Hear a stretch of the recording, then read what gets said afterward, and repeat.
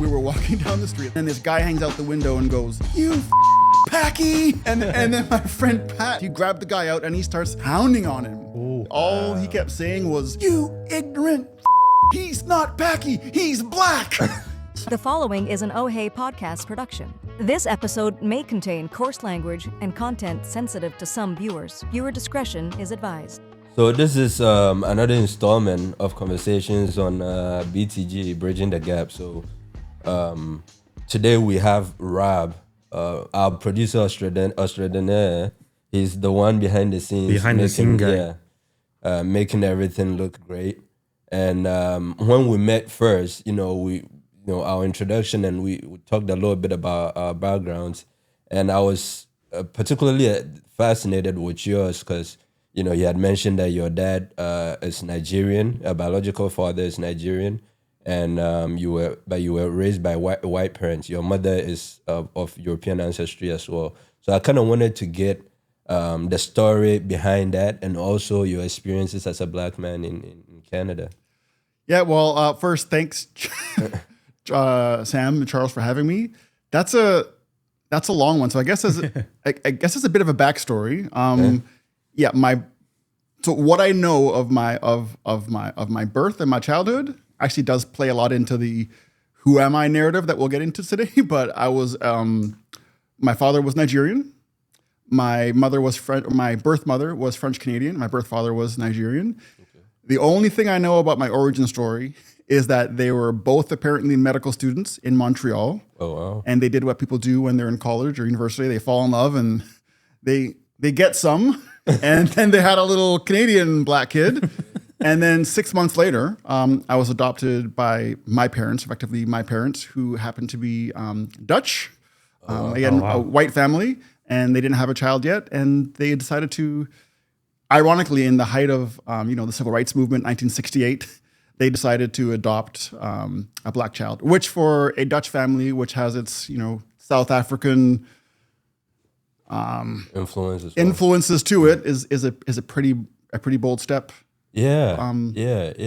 So you had mentioned it was at the height of the civil rights movement. How was it like in Canada? I will let you go back to bringing the background story and all those things. How was it like in Canada? I don't know if you remember enough to be able to. Well, I always knew that was different, right? It's not like if you're a white kid adopted into a white family or black into where there's no visual cue, but there's a daily reminder that you're visually different, and then your sister comes along and then she's visually different. But we all say this now, I wasn't raised to see color, and I definitely wasn't, but I never really felt that I was different or picked on or anything. I didn't get a sense of what it was like to be different because you were colored until I think I was the equivalent of grade 1.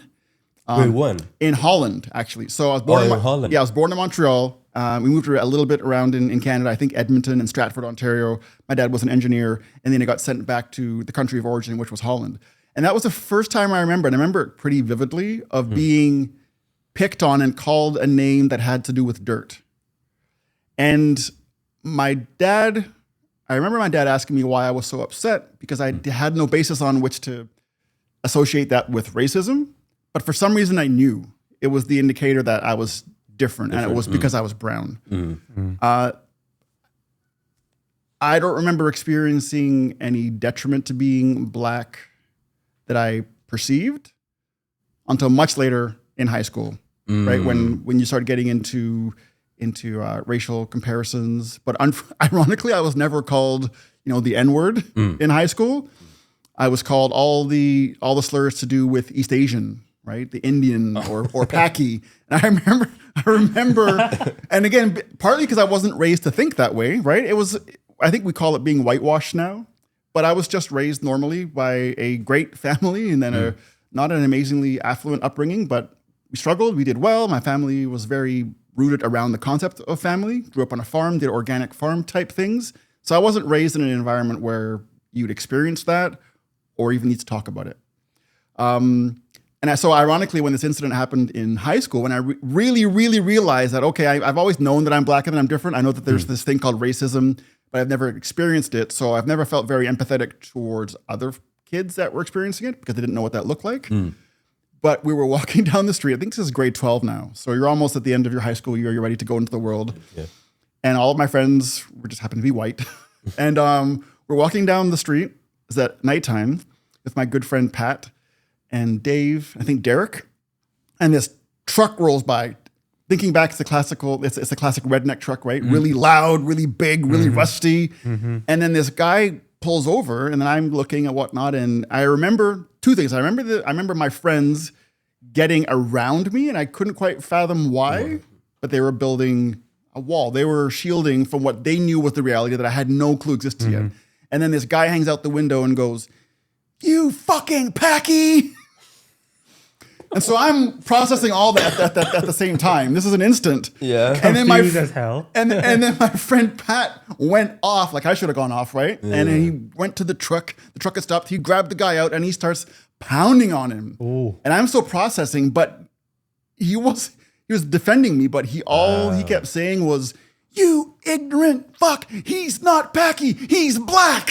So I wasn't sure if he was angry at getting the culture wrong or if his friend was being targeted, but that was the first time that I realized that, wow, this actually is a thing. Oh, wow. And that's when I knew that I was genuinely different and that it might actually cause a problem as I'm about to go into the real world. Well, yeah. And so, this was in Canada. Where in Canada? It was in Canada. That would have been 1986. Where? Here in Vancouver, British Columbia. Oh, really? In the suburbs, but yeah, it was here. In Vancouver. So we've always had a traditionally large, Indian community and I don't know if it was even Pakistani. I think that was even ignorant. It was just a largely an Indian community, but there's this guilt by association thing.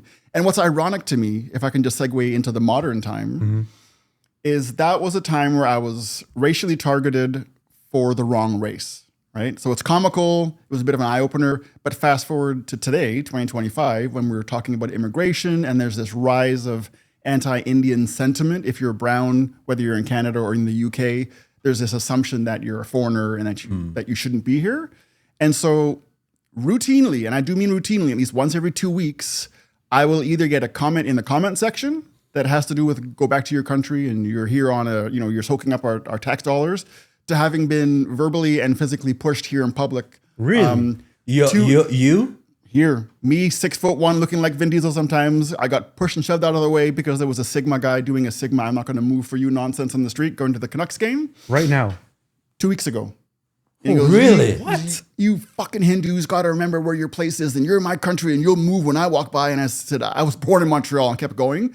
But I was in the same state of, I don't know how to process this as I was back when I was 18. And that's got less to do with him then or that guy back then, and more to do with I've never really reconciled what it is, to your question, to be black in Canada. I've never had to deal with that. So whenever it arises, I'm still like, I don't even know what that means. Wow, that is an interesting way for me to look at it, from what you're telling me, that even though you've been black your whole life, you still don't know how to process it because of the way you were brought up. Yeah. And something that you had said earlier on, the way your parents raised you, I think is the right way, where it's not overly like, oh, you are black, so this is this and that and all that. Live your life as a human being. We live in this society. Of course, you're going to encounter it. But I'm curious to know if you're still trying to find a way to process your position as far as, quote unquote, your race in Canada. I think absolutely. I think one of the things, so when I say that it had nothing to do with that guy at the Canucks game and nothing to do with the idiot in the truck back in 86, it had more to do with my not understanding or knowing what it is to be black. And so again, that isn't a them thing, and it isn't a parent thing, it's a me thing. I think one of the things that my dad always said as I was an adult that he wished that they had done differently, as I had kids and whatnot, he said he wished that he had kept me more in touch with my culture. Ooh, so that I wasn't, so that these things weren't foreign to me. Because I remember him saying, you need to, because I would say things when I would hear about race issues or even the Rodney King scenario, right? I was clearly aware as a human that this was horrifically horrible, but I couldn't relate to the black aspect of it. And even when you ask me, right, do you know what it is to, what it's like to be a black person? I don't even know what it is to be black. I don't know what that means. And I never have. I wasn't put in a position to experience the importance of being in touch with your roots. It's very important. My parents did a great job of just raising you to be a great human being.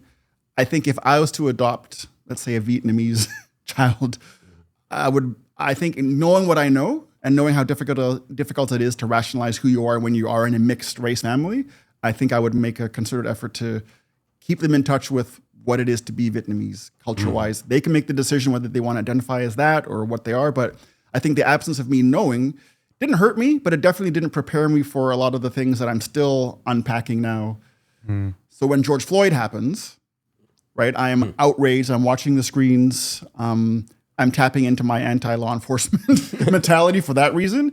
But I'm actually furious. I'm livid for the first time, and I'm having really horrific, violent thoughts when it comes to law enforcement. I want to be in the protests. I want to do something. Right? And as I thought about that, the first time that I've ever been that angry, I needed to really think about where is this coming from? And what I realized was that I was and still am more angry at myself for it taking this long for me to identify with my black community. It took this incident and this rise of Rodney King's and George Floyd's and Michael Brown's, all of those, to get me to the point where I finally got it. And so most of my rage was, I think, guilt. That my absence of knowing what it is to be black left me unprepared for this. And also I was aware that all the people that I'd either directly or indirectly discounted because I couldn't understand their blackness, right? When someone said, we've been oppressed, I would say, you haven't been oppressed. You're driving a Mercedes. You're not oppressed because I didn't understand. So for me, that whole 2020 George Floyd thing was as much of a culmination of race relations haven't really gotten all that far, but also that I know nothing of my race. Oh, okay. Interesting. So where you at? Where are you at right now? Are you taking steps right now to kind of reconcile this thing that the guilt that you felt or you're still feeling? Or are you taking steps to make sure that you bridge that gap, so to speak, to be able to know how to react to some of these things? I think it's twofold. So I definitely I go through a lot of therapy. I think therapy is good, and of course this came up obviously, and she said what she's always said. But you can definitely go ahead and try to change being angry or stop being guilty, or you can decide how you want to process that. And so the bridging the gap part of it is I still don't know what that looks like, but I'm deliberately engaging in Black learning of what it is to be. I'm actually taking Black History Month seriously for the first time and trying to learn for myself. I'm a content creator, as you know, so I'm working on a book series and a podcast series, an audiobook series called "Keep Your Negro Silent." That's got less to do with the man oppressing Black culture, which it has, but more to do with how have I kept my Negro silent? How have my parents, through all their best intentions, subconsciously, inadvertently kept their Negro silent? I think we all own a piece of silencing the Black voice, and in my case, I silenced it. I benefited from it in the corporate world because when I look back, could I have gotten as far as I gotten without being corporate white? Like if I tapped into my Blackness and I was a little more street, could I have gotten to where I'd gotten? I don't know. I think maybe in some cases not. So you had just said something right now. A lot of people think being street and being Black is synonymous, right? As opposed to conditional. I grew up in Africa, in Ghana, where everything was Black. My leaders, my teachers, doctors was Black, right? So I don't have the same experience as Black Americans or Black Canadians have when it comes to being Black, right? But at the end of the day, the theme across all these different diasporas is that everywhere you look, whether it's in Asia or the Americas or in Europe, everywhere you look, the group, the Black group, are being oppressed. You know what I'm saying? Have been oppressed or are being oppressed, right? So that is the theme across. But Black experience is different for a Black American, for a Black Canadian, for a Black European, Black Australian, and all that, or Black African, and that gave me the opportunity when I came to the U.S. That gave me the opportunity to be able to be myself. Right? I observe, but I am myself. So in Ghana, growing up, I've seen doctors, I've seen engineers, and all that, and your parents or the people around you tell you that you can be whatever that you want to be. As opposed to when I came to when I came to the US, where most of the heroes were football players or basketball players, entertainers. Those are the people that were allowed, because these are the spaces that they were allowed Right. to thrive. You know, education, when it comes to education or in the science community and all that, Black people were historically snubbed. You weren't allowed into the rooms, you know. And so being Black, it's an interesting thing. And so this is part of the reason why I was very excited to have this conversation with you. Your idea of being Black in Canada with the experiences and all that, it's unique compared to what I've seen in the US. And one business leader said that Black Americans have a self-confidence but have self-esteem issues. And so that's why they tear each other down. They kill each other and all that. They have self-confidence because they are in the midst of a world market. Because America is the world market. What America do, everybody sees. So if you're a Black America and you make a music, chances are a lot of people outside of America will hear it. But they have self-esteem issues because of they don't know their origins, the roots. Some of the great people before slavery, some of the great people during slavery, some of the great people during Jim Crow, some of the great people that are doing great things right now but are not being mentioned.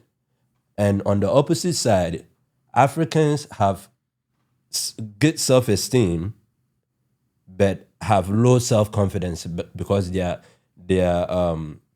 skills or whatever they've been able to produce have not been on the world market. And so that's why recently, when African Americans and Africans started talking to each other slowly, Afrobeat exploded. Right.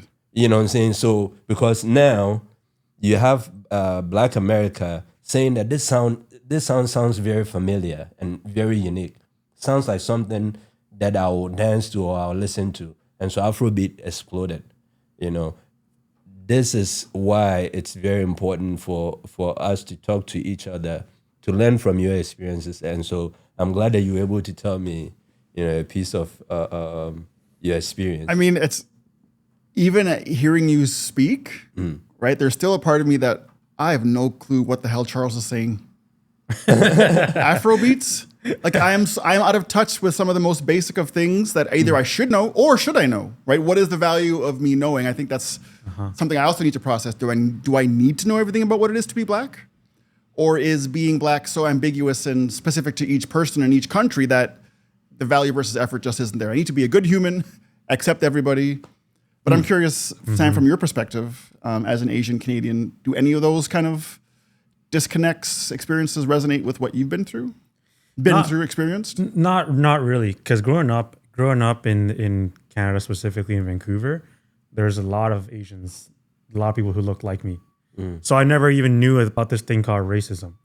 Oh, you didn't? No. Was it because, so growing up, mostly you were in the community of Asians, or when you went to school, there was a lot of Asians, so there was not those picking on you or saying something derogatory and all that? Yeah, there's no separation whatsoever. We always all got along. And actually, I grew up with a lot of Italians. In my neighborhood, there's a lot of Italians. Oh, okay. So growing up, half the school were Italian kids. The other half were some form of Asian. And we all got along with each other. Oh, okay. Like my closest friends back when I was in grade school were Italians. And then later on in high school, you kind of see cliques and groups. Some people form their own cliques of the same race. The same race. maybe intentionally, maybe not intentionally. Right. But you can see a group of blacks, you can see a group of Asians, you can see a group of whites, you can see a group of mix, and everybody is cool with everybody. There's no us against them. It's just I choose this clique and you choose that clique, and we all live harmoniously. So I never had any sense of separation or anything like that whatsoever. Even today. However, there are certain times that Asian as a group is picked on in stereotype. I mean, we had that recently with COVID, right? For sure. Every Asian person or person that looked Asian was a walking target. For sure. Here in Canada? For sure. Here in Canada. I think And I know the globally. US at that time, the US was very, even Joe Biden had to step in and say that, they had to pass a law and all those things. But anyway, sorry, yeah. go ahead. But I think I kind of get a unique perspective because my parents, they grew up in Hong Kong, and my dad and my mom, they immigrated here just before I was born. So I'm very much Canadian. I never lived in Hong Kong. Yeah. I visited there a couple of times, but I never lived there long term. But my mom she's a Canadian, but she still has ties to her past, and she speaks broken English. You can have a conversation, but you can tell that she's not comfortable speaking English. My dad is different because my dad can speak fluent English because he was forced to because he had to work. Right. He's the breadwinner in the house. Oh, okay. So do you speak Cantonese? I speak Cantonese, but only to my parents. Okay. Only to my parents. Why is that? Like none of my friends speak Cantonese. Even the ones that can, they don't speak Cantonese because all my they were friends, all born here. yeah, they're all born here. I don't know. I don't have any friends who are like strictly just from Asia, Right. or specifically Hong Kong. Oh, okay. That makes sense. You know what I That mean? makes sense. So it's funny because my nieces, I have two nieces. They're 5 and 7, and they spend a lot of time with grandma and grandpa, my parents. And so my parents still speak to them in Cantonese, Oh, yeah. and they'll respond in English. But kids pick up on this so fast. Right. Like you don't have to teach them. They're always processing in their head, right? So they can understand it, but they might not be able to speak it, like respond to you back in Cantonese. But if you tell my nieces something in Cantonese, they'll process it right away. But what's crazy is my nieces, their Cantonese is probably just as good as my Cantonese, right? So I have a little bit of regret that I kind of lost it. I lost my Cantonese because as growing up, I was like, I don't even need this. I live in Canada. Why do I need to speak Cantonese? What's the point of all this, right? Yeah. But now I kind of have a little bit of guilt that I kind of lost touch with my roots, so to speak. But kind of to you, it's like to what extent is it important for me to be rooted in that? Yeah. Is it important? A, is it important? B, how important is it? To what extent do I have to go? Yeah. Yeah. Right? So I have. Oh, go ahead if you had something. Yeah. I think what I've realized is, and this I think this speaks to a lot of things, but I've accepted that it's not important to me. It does, knowing my heritage and I'm not going to gain anything by that. In the same context that I'm not going to gain anything by figuring out who my real parents were, right? Having said that, it's not important to me to be in touch with my blackness, but it is important to the people in my circle that are black that I know enough to be empathetic. Sure. Because I haven't been empathetic in the past, and so that is why I'm taking on the mission of learning more, because I love learning, but also it just makes me a better citizen in general, but a better ally genuinely to the community that I know nothing about. I think that's important. Sorry. I think it's important. Charles, you can't speak. No. I gotta get this across. Yeah. I think it's important to be empathetic, especially to your own color. But does it matter that you're empathetic to the black community because you are black, or is it important to be empathetic to an Asian person? Just because that person, as a human being, or that person's white, can you be empathetic to a white person? as Or a human being. like, is it important to just study the black side because you are part black? But is it important to study white because we all live? Oh man, so I'm just gonna. I have one short answer. Yeah. And it's not because I think it's the wrong or right answer, but I, as a human, also only have so much emotional bandwidth. I think it's definitely important that I be empathetic to the Asian community or the Muslim community, right? And I think I can be that without being deeply entrenched in knowing the Quran and whatnot. Yeah. I can still be empathetic. Yeah. I feel like I need to be more for what you would say is my community. So it's not about being less, it's not about being empathetic or not empathetic to one or the other. It's I feel more committed to a deeper understanding, which is beyond empathy, with the Black community. That doesn't mean that I'm going to treat any other race any less seriously, but if I had to go to a TED Talk about Black history versus a TED Talk on the Quran, I'm probably going to go to the Black history one. Okay. I might read about that offline, but I'm going to put my effort into where my emotional bandwidth Yeah. is being impacted the most, and that's being out of touch with what it is to be Black. Got it. So to add on to what both of you said, I'll go back a little bit to what you had mentioned when you were talking about your story. The point where your friend, I'm assuming he was white, when somebody called you Paki, they pulled the person out and they started beating him. That is them being empathetic, even though they are not Black, right? So it's important. But as a Black person or as an Asian, is it important to know your language? Yeah, because what is culture? First of all, we had already mentioned that you need to know your roots, right? It's very important because your root is what basically propagate your growth, literally and figuratively, okay? So culture is basically a way of life for survival, whether it's the music that you listen to, the food you eat, the way you talk, the language and all that. It was a way, if you go all the way back, it was a way for a group of people to survive through times. You know what I'm saying? So if you are sad, maybe there is a music that you sing that brings you joy. The sounds, the beat, that is part of your culture. Now let's come back to biologically. You know, in the US, they say a lot of Black people, it's easy for a Black person to get a heart attack and all kinds of diseases, cardiovascular diseases. You know, what they are not saying or what they are not highlighting is that the Africans that were taken from Africa and then enslaved in America had to change their diet completely from what their ancestral diet is. You know what I'm saying? And so now adapting to this new diet where in North America, a lot of the cheeses and all those things, is going to change your genetic makeup over a period of time.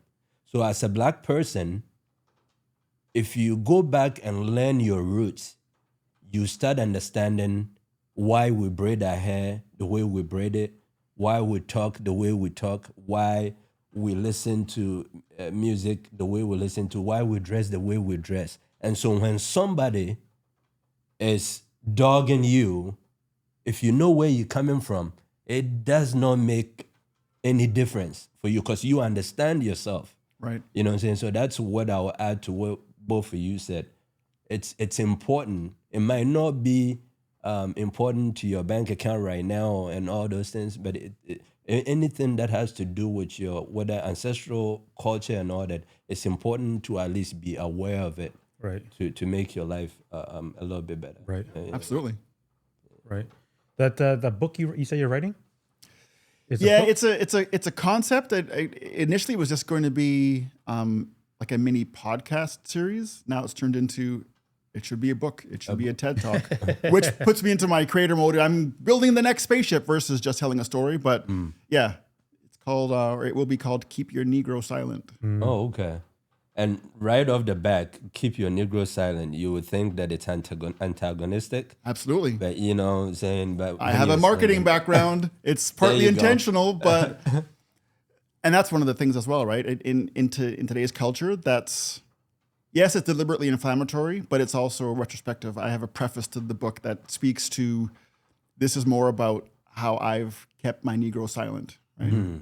We all, and it is not even specific to the Negro thing. It's have you kept your gay silent? Have you kept your Asian silent? Have you kept your womanhood silent? If you're a woman, we all are prone to keeping key parts of our personas or our beings to conform. Yeah. Right. And yeah, I can speak to how I've kept it silent myself. I can speak to how, as a person who doesn't understand what it is to be Black, how I can say, oh yeah, you kept me in my place. right? And I think it's just important to weave the narrative. The overall message is we can talk about Black oppression and we should 100%.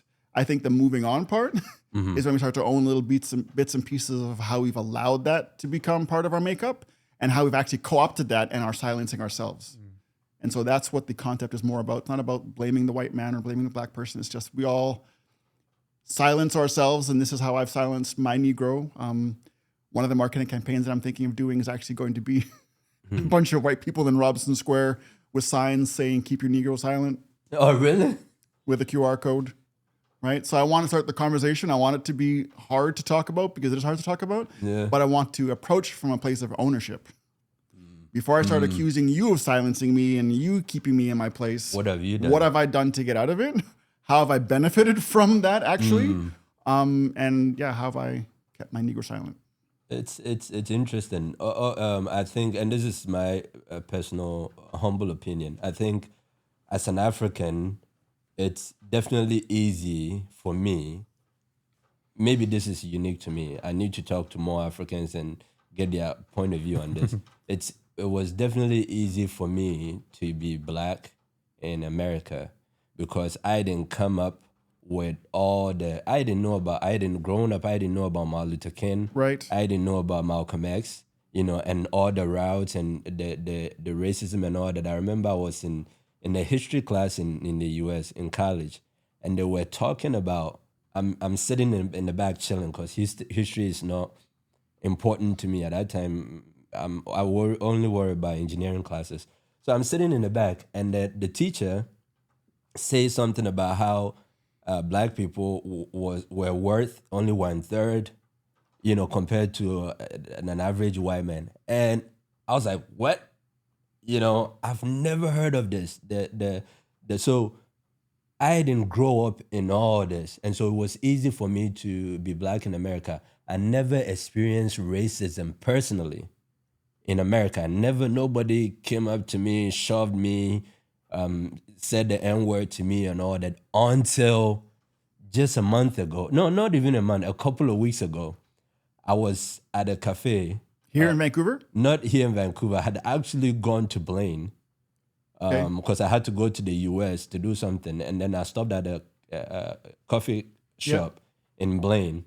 And as soon as I walk in, I'm dressed nice and all that with my mixture of street and executive. So I have a suit. And, I walk in and there is a table that I wanted to sit on. So I go, as I'm putting my bags down, I see this homeless looking man sitting right next to the table that I was going to sit in. My first thought was, man, I hope he doesn't steal my laptop when I come. Gotta watch those whiteys. Yeah. When I go get something to drink. And so, that was just a quick thought that I had. And I set up my laptop, went and got my tea, and came and sat down. As soon as I came and sat down, I put my headset on, and I started working, okay? As I was working, this other guys that I've seen them talking over there didn't really pay attention. One of them walked up to me. Both of them are white. One of them walked up to me, and he said, "Did you hear what the guy sitting behind you said?" And I was like, "No." And I was like, what did he say? He said he was sitting behind you saying effing nigga and all those things. And I was like, I didn't hear it. You know what I'm saying? So even my first in-person racism experience, I didn't hear it. I was so prepared to answer him because of the way I grew up in Africa. You couldn't tell me, because of the way I was raised in Africa, the way the confidence my grandmother instilled in me, you couldn't tell me you were better than me. You know what I'm saying? You couldn't tell me you were better than me. Where is your proof? Just because I'm Black, you have no idea what I've been through to get over here. Right. I have double major in engineering. I work for a great company from adversity. So you mean to tell me that you think you are better than me just because you are white, your skin color? No, show me proof. You know what I'm saying? If you are Elon Musk and you approach me and you say, I'm better than you, of course you've built rocket and all that. So I'll be like, yeah, you got this one, bro. you got this one. But you couldn't pull me off the street and tell me that you were better than me. Yeah. Not because I'm cocky or anything like that, but because I've come from adversity, where I had nothing, literally nothing to get to this point. So you couldn't tell me you were better than me. So I was prepared in that case that anybody who approached me and was trying to, put me down for being black and all that, Yeah. I had words for them. So in this scenario, this was the homeless looking guy that was saying these things about you, Yeah, but you didn't really interact with him. I didn't. So I hear that story and it's comical. What is the value in and for this other white person to let you know that he said that? I wouldn't know. That's the one thing that pops out. Why? What is in it? Yeah. So I would say this. He said that after they heard him saying that and all that, I guess they approached him. Again, I had my headset on working, and they approached him and told him, I guess they kicked him out. Oh, okay. Yeah, and then he told the people at the cafe, the workers at the cafe, that if this guy comes back in here and causing trouble, they should let him know. I guess he's a pastor for the community and all that. So I would say that his intentions were good.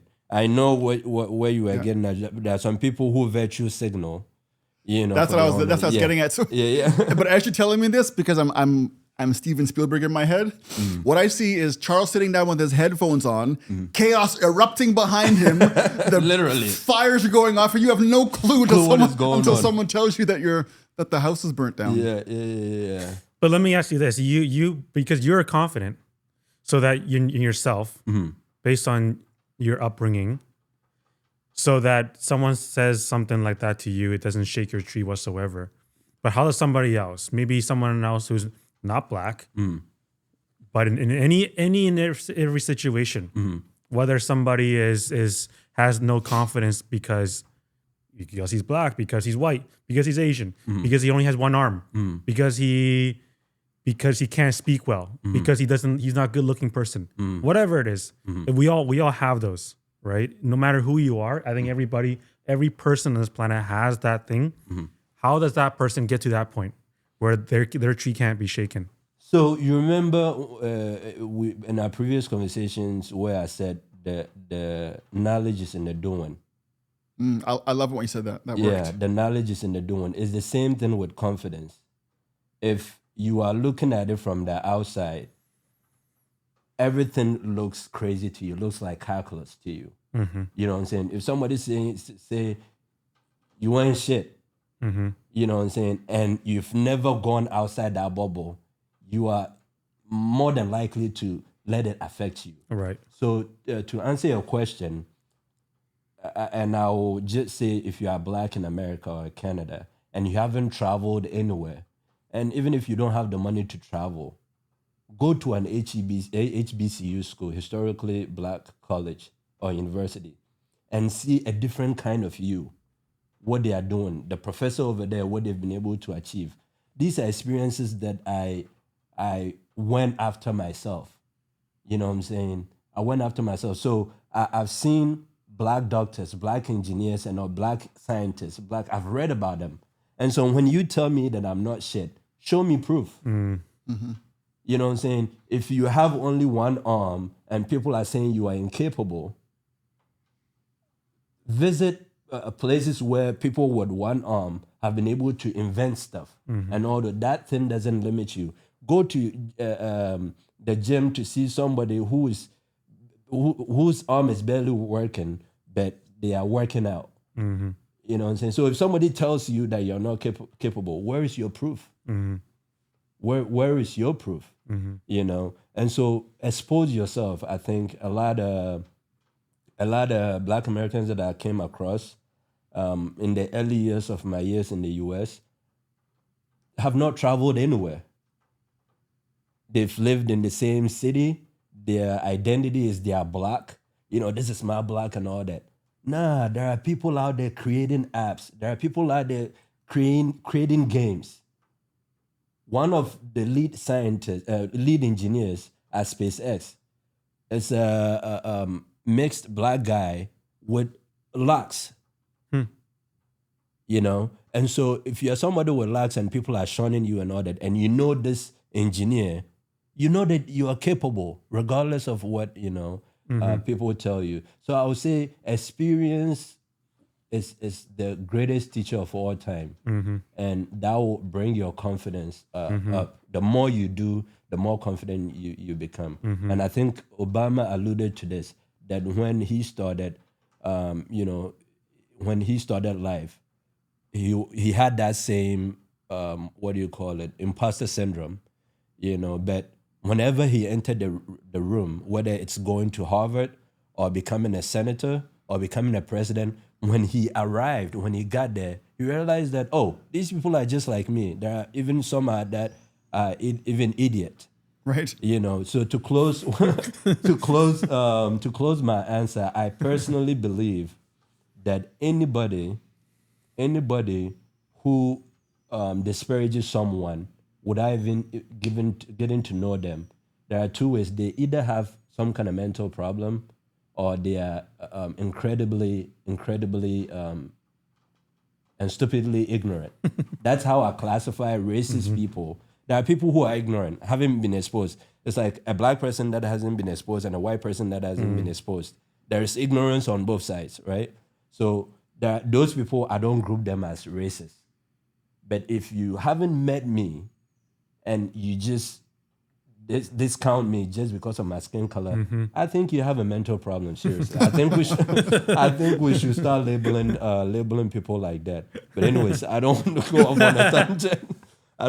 on a tangent. And one of the things that I think this will help us pivot nicely into the adversity piece, but so confidence, so hard to come by, right? I think depending on your background, confidence can come easily. But you came from a place of adversity and you gain confidence through adversity. I think what's a challenge, I think particularly here in the West, is that when we go through adversity, even if we had confidence going in, like I had going into my adulthood, I was a teenager, I could do whatever, I could not fail. And then I experienced a few letdowns or a few bouts of adversity. And in my case, I let adversity kill my confidence. And then going to the topics that I was hoping we could chat about today is adversity is one thing. It's common, it's normal. But I think the way that you get lulled into that continual state of lack of confidence is if you haven't learned from that adversity. That's right. Very true. Right. And so for me, it is frustrating to know that at the core, I am ultra confident. But I've also let adversity, whether it's self-imposed or externally imposed, I've let that keep me in that box. I've let that keep my Robert silent. And then it becomes very difficult to rationalize getting out of that, right? I know I should just give it up. I know I have all these ideas. Just go out and make them happen. I think it's very easy when you get stuck in this victimhood of your adversity and not learning from it to continue to create new adversities that are coming up.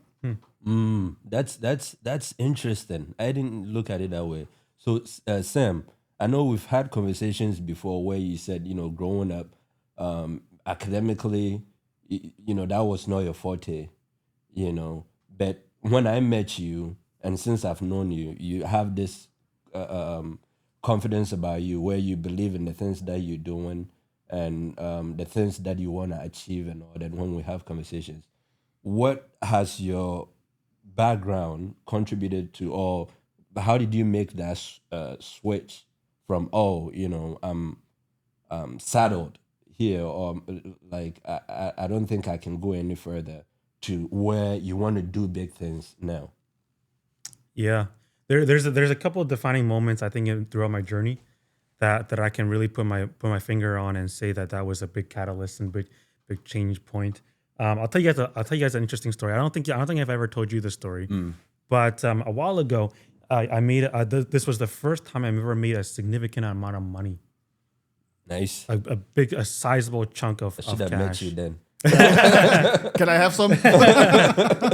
And this is the first time that I made a sizable chunk of money. When I say sizable, it was multi six figures. Nice. And I made this in a matter of 3 months. And that year in general was a very good year, fiscally, financially. And so I thought I was all that in a bag of chips. But I mean, of course, I knew that I was small fry in comparison to other people doing crazier shit than me, right? But anyways, I learned a really, really tough lesson there by bumping my head. What I did is I took that cash and I went out and I rewarded myself. So I went to buy a car. So cars, I freaking love cars. Materialistic things, when it comes to materialistic things, my thing is cars. Okay. Yeah. Cars all day long. So I made this money and I said, okay, you know, what led me to that point, to earning that sizable amount of money, was I have very good principles and I was very, very disciplined. And that's one of my strongest skill sets is I'm not a smart guy. In some ways, my IQ is very low. I'm intelligently, I don't have it. Academically, I don't have it. I'm not very intelligent. I can't, you know, some people are just naturally, they can run off numbers. Yeah. People can process things in their head. I can't do any of that. Like even if you sit me down and watch a movie, sometimes I can't comprehend a movie. But what I do have is I'm very disciplined. And that's something that I had to learn. And so that's one of the reasons how I got to making that sizable amount of money. And so I followed with my discipline and my principles, got to that point, and I said, okay, I worked my freaking ass off. I'm gonna spend a little bit of this money and buy a car. So I said, I'm gonna do this intelligently. So I said, I'm gonna put some of that, or the majority of that money, back into the business, into investments. So I'm not being an idiot. I'm not taking 100% of the check. I feel like this is not going to be I bought a Prius story. No. No, Sam doesn't do praise. I don't do. Yeah, you'll catch me in a bus before I just. Okay. Now I need to know what this car was. So, but this car was like almost half the size of that paycheck, right?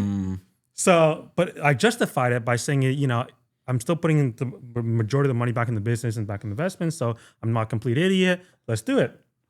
I bought the car, but deep inside, in my gut, I knew that it wasn't the right move. Even though I thought I could afford it, I was like, I don't need this. This is stupid shit. Like I already have a car. My car works perfectly fine. Now I got to pay for 2 insurance. I got to pay for two maintenance. I'm like, what's the point of this car? Just stroke my ego. At the end of the day, that's all it is, right? Yeah. So less than a year later, I sold the car. Lost money on it, obviously. Yeah, the cars depreciate. 100%. It's just every day I was losing however much percentage just sitting there, right? Yeah. But anyways, the lesson I learned was there's 3 lessons that I learned. Number 1, I learned to never abandon the basics. Because it was the basics that got me to that point, to making that sizable amount of cash. And I think it's easier said than done. But in any realm of endeavor, whether it's athletics, relationship, it's art, it's craft, is business, in your job, what gets you to 85, 90, 95% of the results is the basics. So if you look at the best NBA players, they're really, really good at the basics. They say that all the time. 100%. So they're not number 1 because they can do the crazy 360 behind the back, upside down dunk. It's not any of that. The basics. It's that they mastered the dribbling. They mastered the bounce pass. They mastered the layup. And those are stuff like the 101 stuff, right? But you can get good at those stuff, but mastering those stuff is hard. But that is what's going to get you to the 85, 90, 95%. Same thing like in bodybuilding. The big guys, they call it the golden era back in the 70s. Guys like Arnold and Dorian Yates. They had less machine than we have in our gyms today, but they are at the peak, right? And you can argue that even today, there's no guys who have the same physique as Arnold did, and his peak in 74 or 75, whatever it was. Yeah. And he just mastered bench press, back squat, some rows. He didn't. Now we have a freaking mirror that tells us like what to do, like talks to us, like what the heck? An app and all those Yeah, things. exactly. So Yeah. true. Right? What was it? How did you cap it up? Focus on the basics beyond what? Yeah, so- you put a nice little quote around that. It was a don't abandon the basics. Don't abandon the Do basics. Do not abandon the basics. And that's lesson number 1. Lesson number 2 is listen to your gut. My gut has not failed me one time. A lot of times I went against my gut. I learned a lesson. You know what somebody told me, that gut, a lot of, they say women's intuition, and to what you had just said, gut. Somebody had told me that gut is nothing but a whole bunch of experiences that you had that is in your subconscious. It's Yes. telling you that, hey, this is not going to go right. Yeah. Because of experiences. Yeah. You know. And subconscious is a key word because it's a whisper. Yeah. You have to pay attention to it. It doesn't shout at you.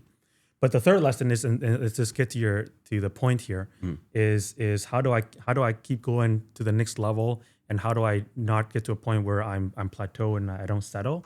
It's the third lesson I learned from this experience. Is that in that year it was my first big year, and I was sitting with a guy who was doing 10 times as much as I was.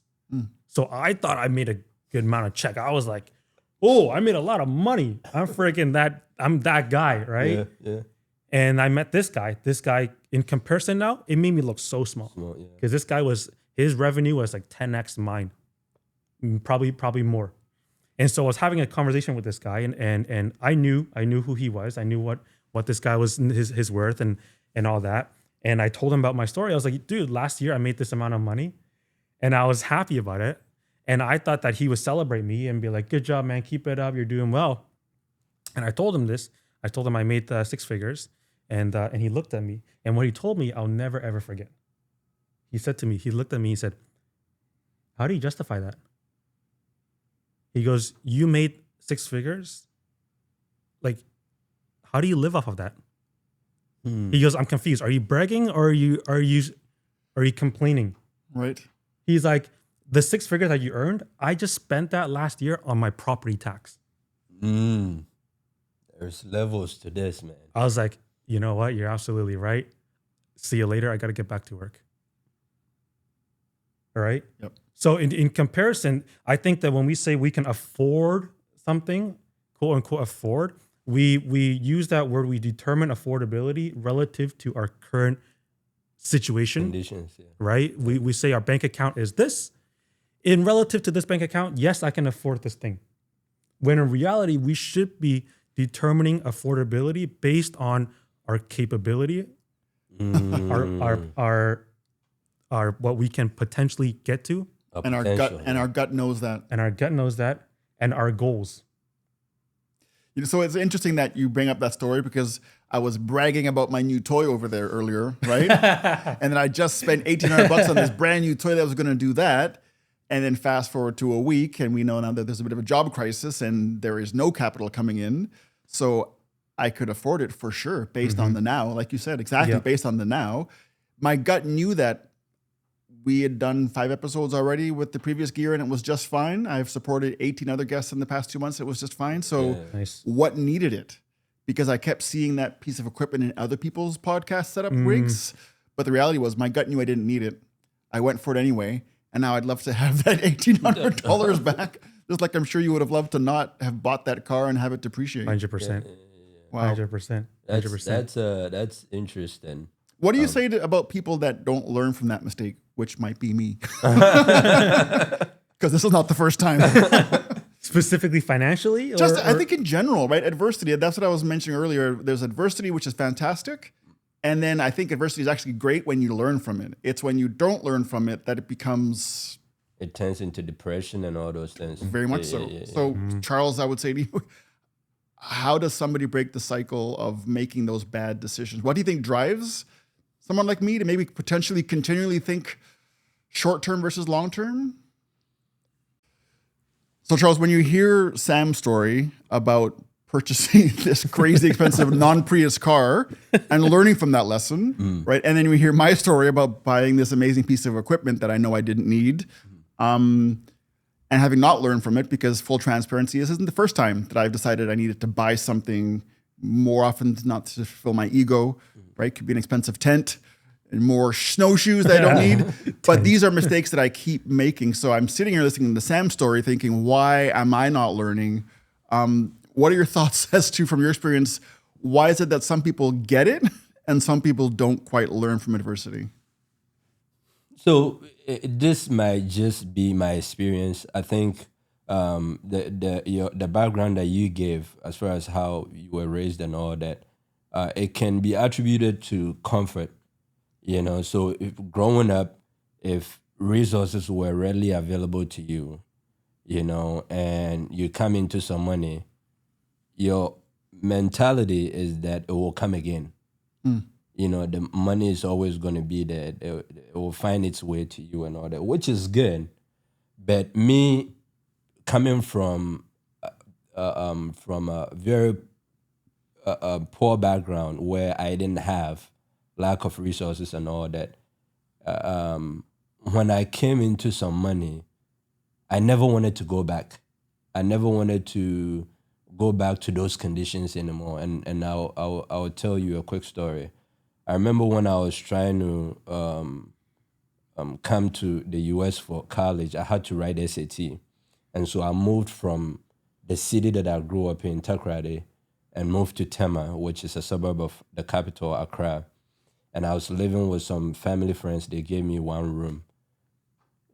Just give me one room was enough. I didn't want to bother them. I had already told you guys that I'm very independent, and I didn't want to bother anybody for food and all that. So I started going out, taking small jobs and all that.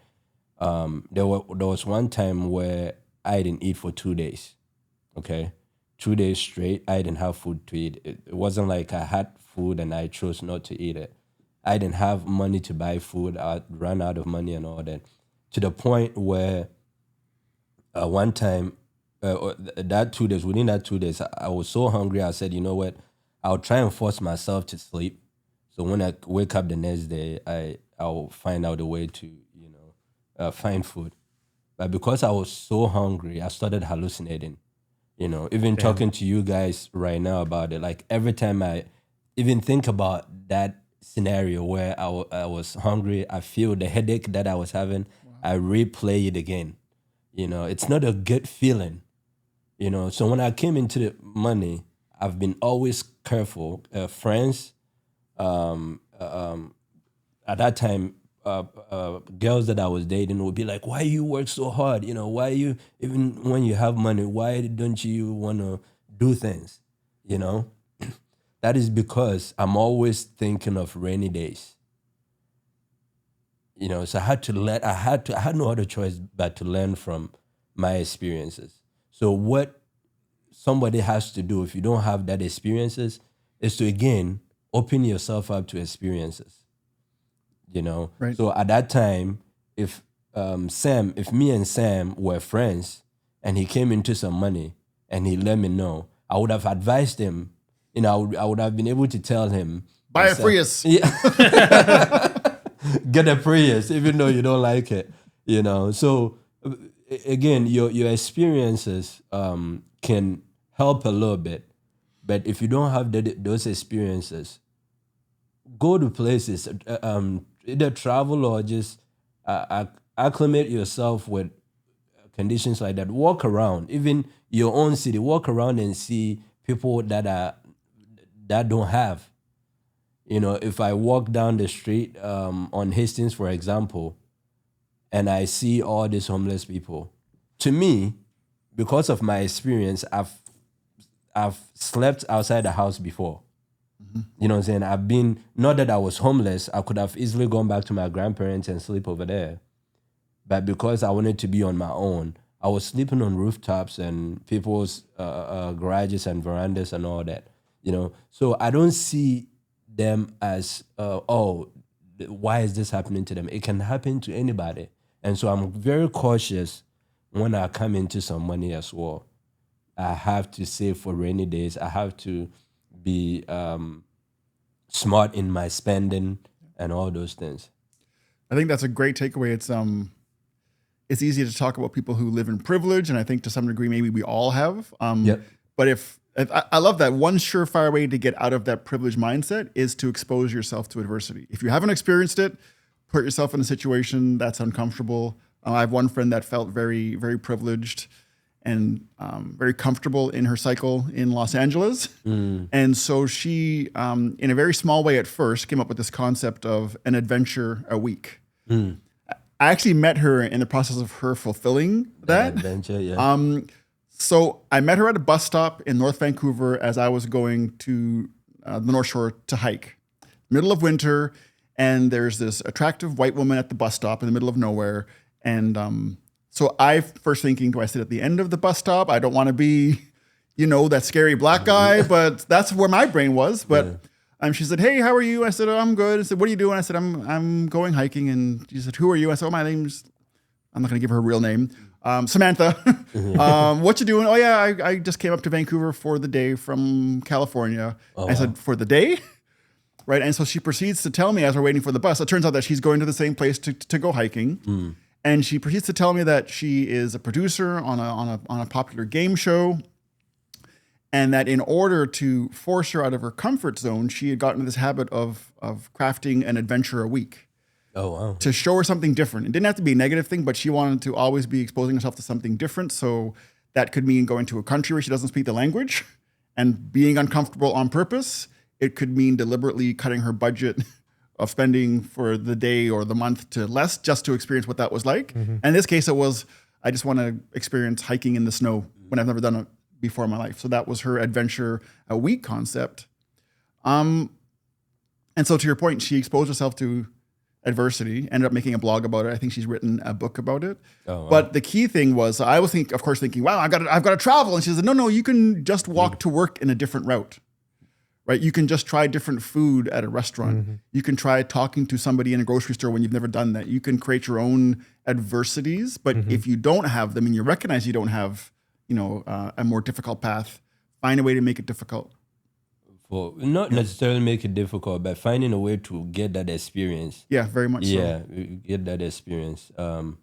That's very that's the lady that you met that she's doing that. That's actually well put together way. And we actually, it was, we ended up hiking, which again, so I've got daughters. There's no way that I would recommend to my daughter to go meet a stranger at a bus stop. I don't care what color they are, and then go off into the wilderness in the middle of the week off trail for 2 hours. I know. But again, it was also like we stayed in touch, but it was also the magic of that moment from the perspective of in a day and age when there's plenty of reasons, like I would say, why I would distance myself from engaging with a white person, not out of fear, but the optics, right? I don't want to be the same story you told about the woman that took the purse and moved it.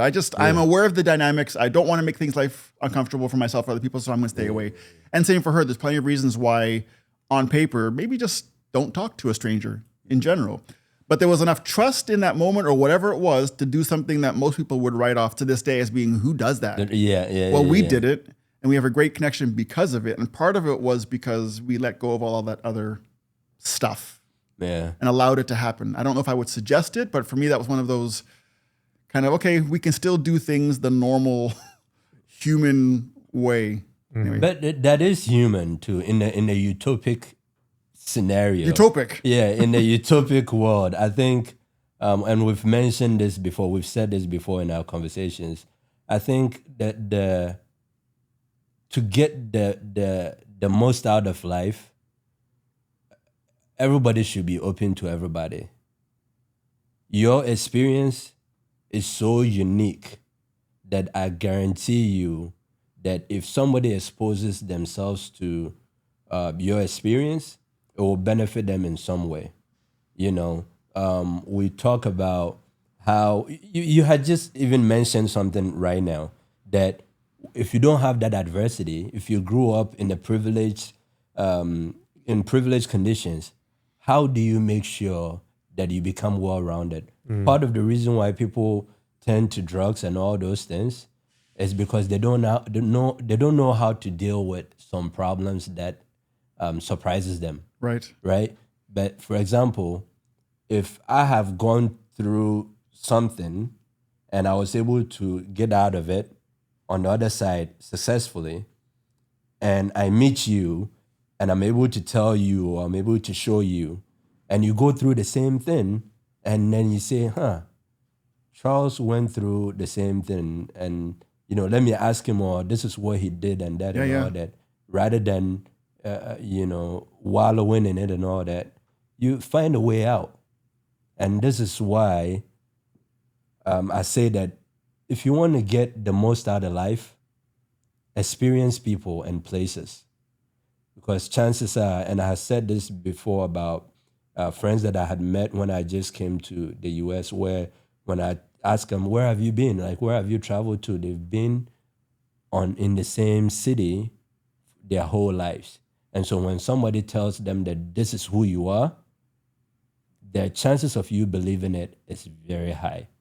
You know? Yeah. I think one of the things that actually, Sam, did you want to interject? I was going to ask. It's been the Charles and Rob show for about for 15 minutes. Sam is also here. Sam, welcome to the show. Sam is a privileged guy, so he doesn't. Oh man! All the assumptions we make. Taking notes here. What do you say to somebody who can't afford to take that trip? What if I want to experience that and travel somewhere, but I can't afford it? So that's why what Rob said is very important. You don't have to travel. You don't have to travel. So for me, when I was in the US, I was trying to find places where I can get enrichment from as far as my roots, right? Because I couldn't travel to Africa all the time. I couldn't travel to Africa all the time. I'll tell you a story. When I was in Ghana, when I was in junior high school, right, we didn't have a library. Even in the town that I grew up, we didn't have a public library. So if I wanted to read, I had to walk about maybe 7 miles to Sekendi, to the regional library, if I'm not mistaken, to be able to read. Fast forward, I make it to the US, where the library is practically in my palm on my phone. And I don't read as much.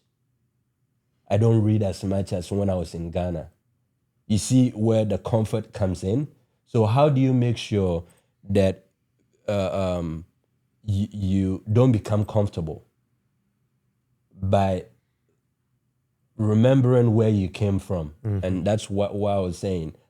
Me not wanting to go back to the hardship that I went through, I know that I have to study. I have to read. I have to be aware and all that. I don't have to travel to Africa to get that adversity or to get that knowledge, or to get that confidence and all that. So for somebody who cannot afford to travel, we became friends. I can learn from you without ever having to go to Burnaby or go to be raised your parents are from Hong Kong.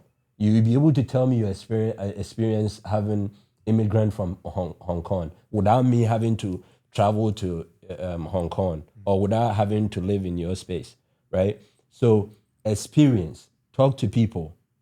When you are in school, don't only be in groups where you're familiar with.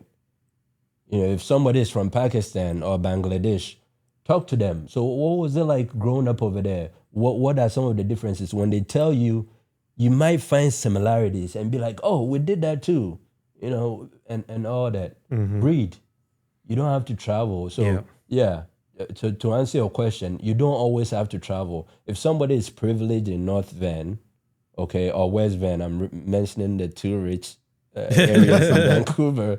If somebody is privileged over there, they might have never been to Hastings. You come to Hastings and you see how people live, and then you be like, oh, okay, there's a different way that people live. It's not always I have my breakfast, lunch, and dinner set. Yeah.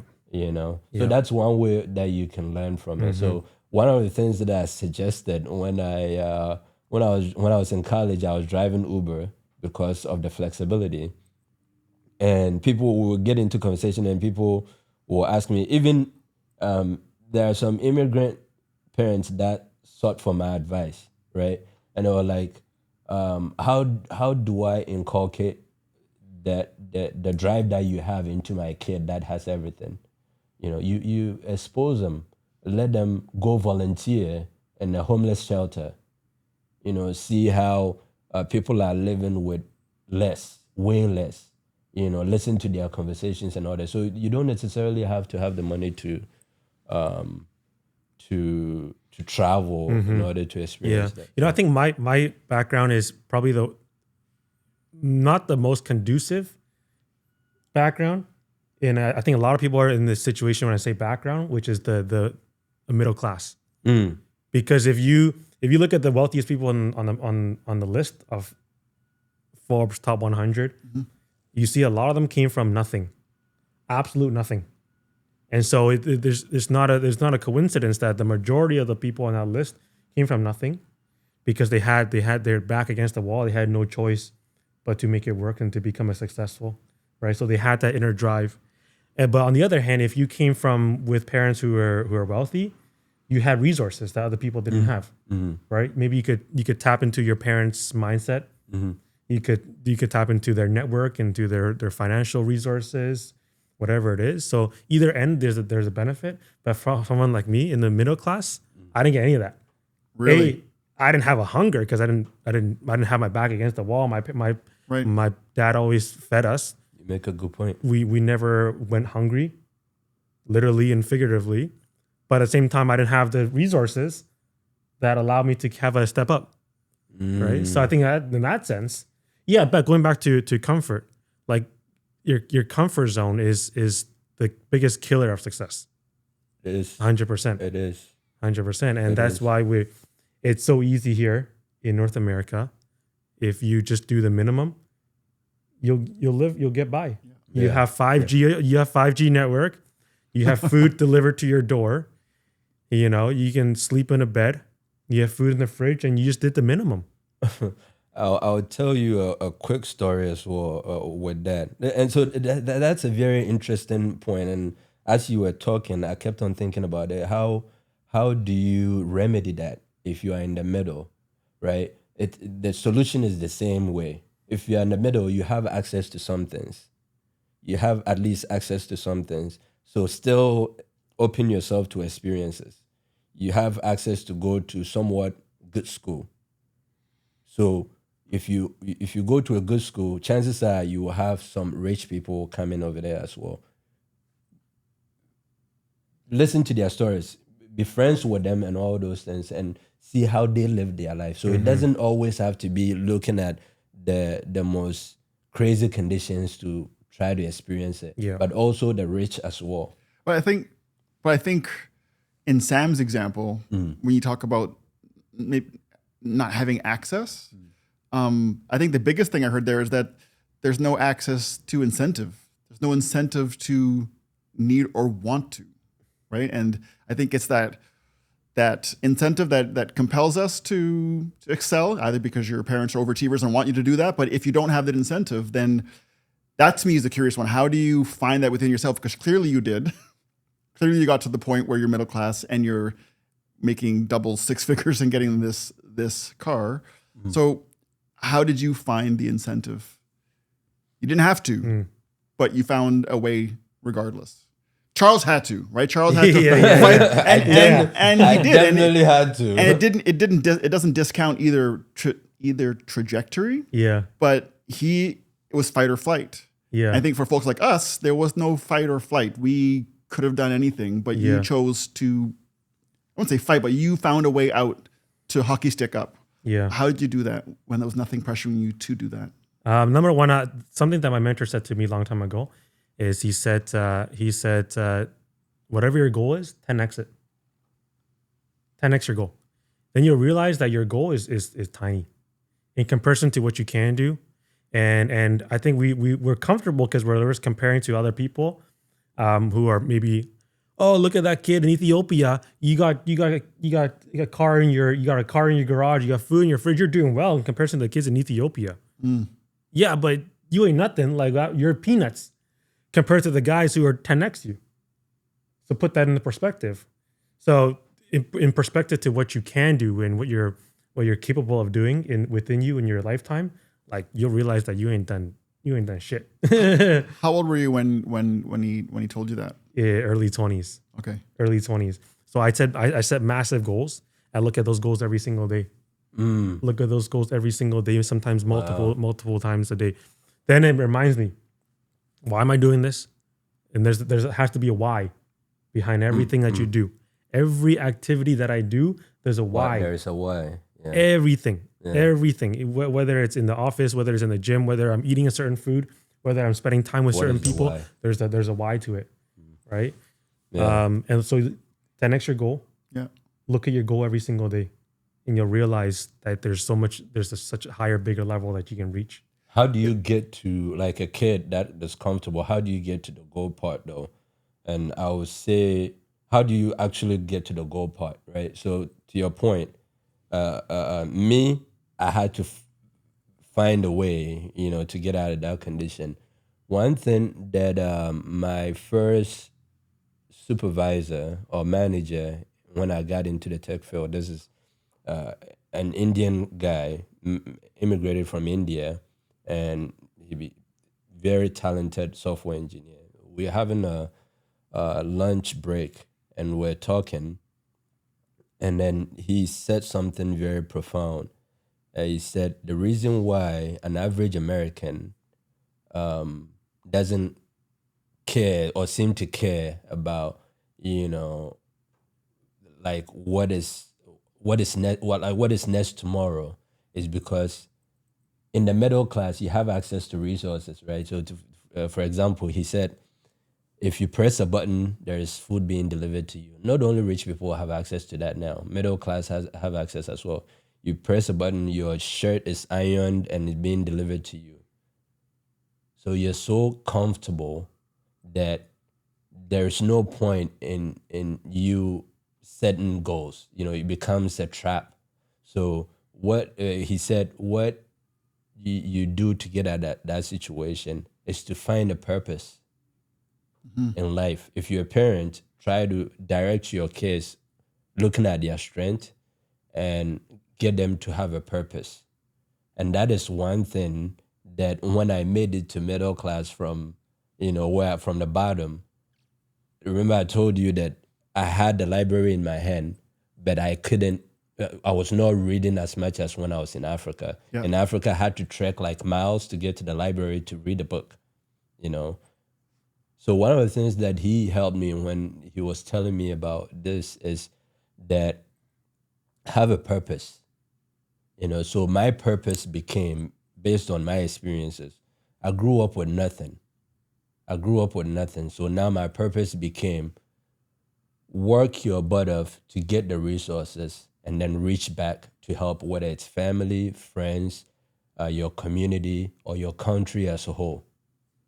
And that is how you keep that fire burning. When you become a middle class, it's still not over. You have some other responsibilities that you need to go after. So that's what helped me when I became middle class. I think we've all talked about comfort, getting lulled into being comfortable and not taking chances or not becoming adverse, not working our hardest. Yeah, and so not to make myself look like the crazy person in the room, but one of the things that I've acknowledged as I once again sit here and I've shared with you how trying things are for me once again financially and just life in general, because I haven't learned from a lot of those things. What I have learned, and I think there are people that can relate to this. I think that there are people in abusive relationships that can speak to what I'm about to speak to, which is I've become so good at mitigating and managing the adversity that I bring to myself by not learning from these things, that my comfort level is almost in those moments.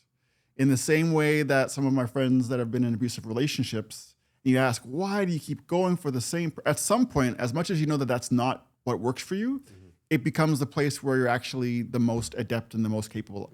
I can overcome. That almost becomes your value prop. I can do this. I got this. And so if that's the way I'm approaching life in general, I think maybe that's a big part of why they tend to keep coming up, because I'm comfortable that I will recover from it. And so the comfort of indifference to adversity, because you actually are good at bouncing back and I can pivot, I think it's a value add, but I can definitely look at my trajectory and kind of go, well, would you rather not pivot all the time? Like, which one do you want? And for me, it's almost scary to think of. So I've got my North Star. We've talked about it. My goal is 10x, and sometimes it's so daunting that I find myself either self-sabotaging, functionally and physically, or just talking myself out of it because I'm more comfortable in the pivoting day to day and recovering from not having learned. So that's a totally different comfort zone, but I've recognized that that's a value that I bring to the businesses that I work with, that I will pivot. I'm resilient. I will find a way to make the fact that thing wasn't recording, I'll pivot in an instant.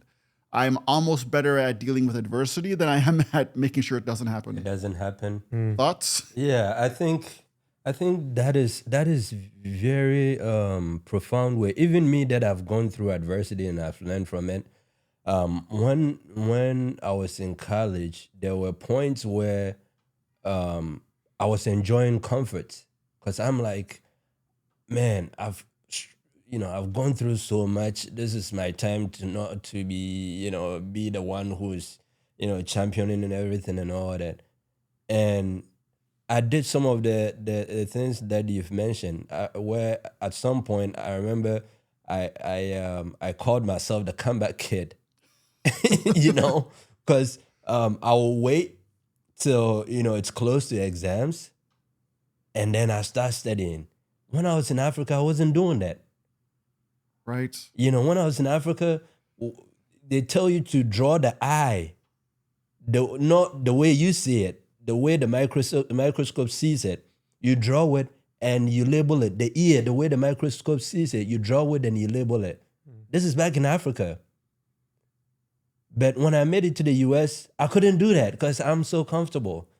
The teachers are telling you it's open book and all that. So the reason why I moved away from that, being in the comfort, was that I saw that I wasn't getting as much out of life. I saw that I wasn't getting as much out of life. So the moment when I realized that comfort is actually not good, is when I started making changes and I came into that money that I told you, I started being very principled, setting goals and timelines and all that. Before you know it, the next year I was going to Mexico to try and brand a mezcal. Before you know it, Pickup has moved from some janky app to an app where people were proud of. So that is when I realized that, man, if you put in the work, you can do great things. So to your point, getting out of that comfort zone made me feel like I could attain anything if I prepare ahead of things. And it went back to what my grandfather had instilled in me way back then. And we've had these conversations before where he told me that if you want to be certain of your future, a future that you predict, you do that by preparing for it today. So if I want to be sitting on that yacht, that I want to be on, that boat, and all those things, you cannot just wish it.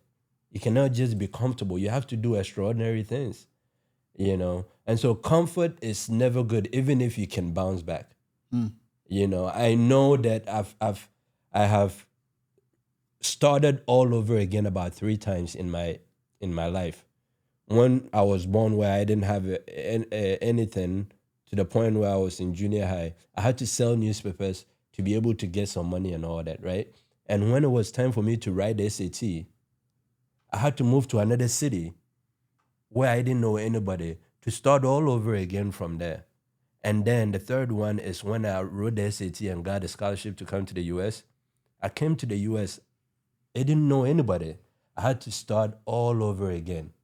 And so I learned from all those things that you cannot be comfortable, or the things that you seek will not come. You have to work for it today. If there's something that you admire or brings joy to you and it's in the future, don't be comfortable. Absolutely. If there's something that you want that brings joy to you and all that, you cannot be comfortably be waiting for it. You have to put in the work. You have to do extraordinary things to achieve extraordinary achievements. I heard this one time, and it blew my mind. Someone said to me, "Everybody's got challenges. Every person's got challenges, and if you don't think you have challenges, your challenge is comfort." Oh, absolutely. Right? So true, man. That's So true. man, Like yeah. it doesn't hurt enough, right? Yeah. It just because you have challenges, but just because it doesn't hurt you enough to get you to move, that is a dangerous position. Yeah. Yeah. With Right? You're like, comfort, yeah. It doesn't hurt that much. It's not comfortable, but it doesn't hurt enough. How often do you see that in business when it comes to the folks that you consult with? Complacency in where they're at. A lot. Yeah. A lot. Because I think a lot of times in the beginning, to get from 0 to your first 100 or 0 to first half a million, whatever it is, you have a drive. You have something to prove, whether it's to prove yourself or to prove other people, because you came from nothing. So you have a hunger, you have a fire. Once you get to that point, now you look back and you're like, I climbed that mountain. I got from 0 to 100, 0 to 500. I'm all that in a bag of chips. Yeah. Right? Yeah. So now you can coast now, because also what got you to where you are now, it's easy. You can maintain that. It's easy to maintain this. Like, we're all getting good at something, whether you know it or not. Like, you do it enough times, you get good at it. Like, some of us are so good at like waking up the alarm and just like backhanding the alarm without even knowing it. Right? The alarm goes off, we backhand it. You know that it goes off. Like, we're all getting good at something. If you start a new job today, within 6 months, 12 months, 24 months, you can go to that job with like half a brain turned off, and you're doing everything. Yeah. Boom, boom, right. boom. Yeah, You know all the systems. You know what to do. You don't even have to. You're on autopilot. But make sure what you're getting good at is conducive to the goals. Mm-hmm. Otherwise, you're gonna realize you're gonna get good at things that make absolutely don't even change your life whatsoever. I'm curious, when we talk about getting, comfortable with what you're good at, I feel like when I talk to you, Charles, that your career has been largely, so you got your SATs, you came to America, you went to school, and you've been in tech ever since, right? I was a chemical engineer first. So I was Chemicals? I was in oil and gas. Right. Yeah. I've been lucky to be challenged. I don't know if by accident or I seek it. I seek it. When I graduated, like while everybody were going to the Exxons and some of these big oil companies, I decided to go with a heavily mechanical engineering sector. Right. Right, but still in the oil and gas. And so I was challenged then. Instead of doing like what I learned from chemical engineering in school and all that, I had to adapt to mechanical things. I became a sales engineer. I became a sales engineer my first period out of college. And so I had to learn some of the, whether it's a valve or some of the machines. I had to learn their part and their functions and all those things in order for me to be able to communicate effectively with a potential client. Right. And so that forced me to be able to get out of my comfort zone. So some friends, they go to work, they're doing things that they learn, they sit down. Me, I had to learn and find a way to remain relevant in the company. I think it's that ability to pivot, right? Yeah, adapt. And not everybody can pivot. And that's why everyone gets locked into the comfort of, this is what I do best. There's no impetus to necessarily maybe even improve that skill, but there's certainly, for the most part, I don't think is an underlying thought of, what if this changes? Do I need to diversify? What if I have to pivot? Have you, Sam, had to pivot during your career and course correct into a completely different vertical? Or a lot actually, a lot, and that's why I've delved into different industries, sometimes intentionally, sometimes not intentionally, and so I think it's a good thing and a bad thing. I think it's a good thing as it afforded me a lot of different experiences, got me into different rooms, forced me to try different things and have a sense of different industries, different things. It's not good in that and I advise anybody on their come up is to, because we're hit with so much stimuli every day, constantly, and there's always a new shiny object that we're chasing. We love new shiny things. We freaking love new objects, and we're like our attention span is so short. Yeah. We're like, oh, we're looking here, looking there. Like, today is crypto. Tomorrow is real estate. Next day is e-commerce. Next day is AI. And we're like, oh, where should we be? Where should we be? Yeah. But then what happens is now we become scatterbrained. We're trying to do all these things, but we can't focus on a single thing. And on the way to come up, you have to be monomaniacally focused on that one thing. You have to be the best, the damn best in that industry, in order to get to the point that you can get to the point that you say, okay, now I have excessive resources. Now I can diversify my time and energy and resources and money to different things. Yeah. Because I can afford it now. But in the beginning, you're trying to get good at different things. You're not giving yourself the chance to master anything. That's like, focus on anybody who's big, like Mark Zuckerberg. He only does one business. He's not like doing real estate on the side, you know? And all that. Yeah. So have a long-term play mentality. Have a long-term play. Be monomaniacally focused on that one thing that whatever your craft is, and be a student of that craft. I think something you said there about was it the planned and the unplanned pivots? My career path had more of the unplanned types, and so when I think of starting out my career or my work life at age 21, newly married, immediately married somebody who had a 6-year-old, so I became a parent at age 21, and the priority was provide for your family. I didn't have career aspirations. I had rock star aspirations. I want to be a rock star. So that went out the window quickly when you realize, okay, now I have responsibilities. But I was happy to, because that was the model that my parents had. Not too late, Rob. I almost wanted, oh my God.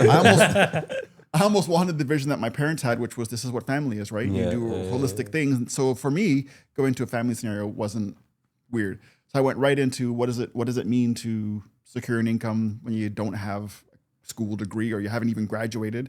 So that meant working labor jobs. I worked in pie manufacturing facilities, on production lines, putting dough into machines. Happy to do so because it meant I got a paycheck and go home. You get paid half in pies, half in cash one of the times. And then you get fired, and then you go to work at a paper recycling plant and you drive forklifts and you learn something new because shoving things into a food line wasn't working. So you have to learn this new thing. Okay, how do I operate a forklift or a bobcat? How do I do these things? That went sideways. Okay, what's next? I need to provide for my family. It's the only North Star is providing for your family. Star, yeah. So I become a courier, and I buy my own van, and I become a courier both privately and then working for FedEx as a contractor. And then life says, "Fuck you, Rob Hartman." 9 years of you thinking that you got this, and we're going to give you one of those unplanned pivots. And I got into a car accident while working as a courier. And so any hope of doing physical work to that degree again, which was my career, right? Grew up on the farm, hard labor. I love doing hard labor. I love getting my hands dirty. My 21 to 28 was just hard labor, moving things around. And then this accident happens, and the doctor says, "Well, what do you have as far as in education?" I said, I didn't graduate. I have not graduated. This is what I do. He goes, "Well, you're not going to do physical work ever again. So time to find something different." But that was the first bit of adversity that I came through. Like all the other job pivots it's not adversity. You go through a job and you find something different. Yeah. But this was the first one where there's a fork in the road. Yeah. It's a bigger one. On one side, there is not a road, it's a canyon, literally, because there's no answer to, you need to figure this out. And now you have a family of a 6 and 7-year-old that you need to do this for.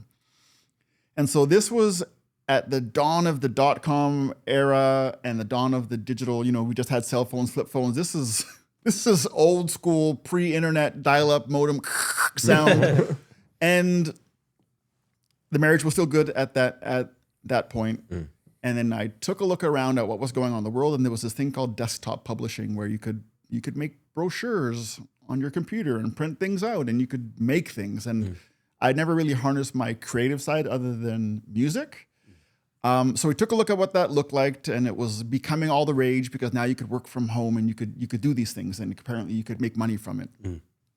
So I was on medical disability for about 4 years because I literally couldn't work. My back was just done and my knees were done. So I had all the time in the world to learn this new craft called desktop publishing. Never had a computer before, don't have an education, but this was the one thing I could latch on to that could help us pivot into possibly hope, because I'd heard that you could make money from this whole new venue. Yep. Fast forward, I was also on the executive of a soccer club that needed a website and all sorts of communication type things. So I had all the time in the world to figure out what this desktop publishing thing was with a computer and how a computer works, but practice this craft of what is a website, what is a brochure, what are all these things. So I had this vehicle called a soccer club that I was on the board of.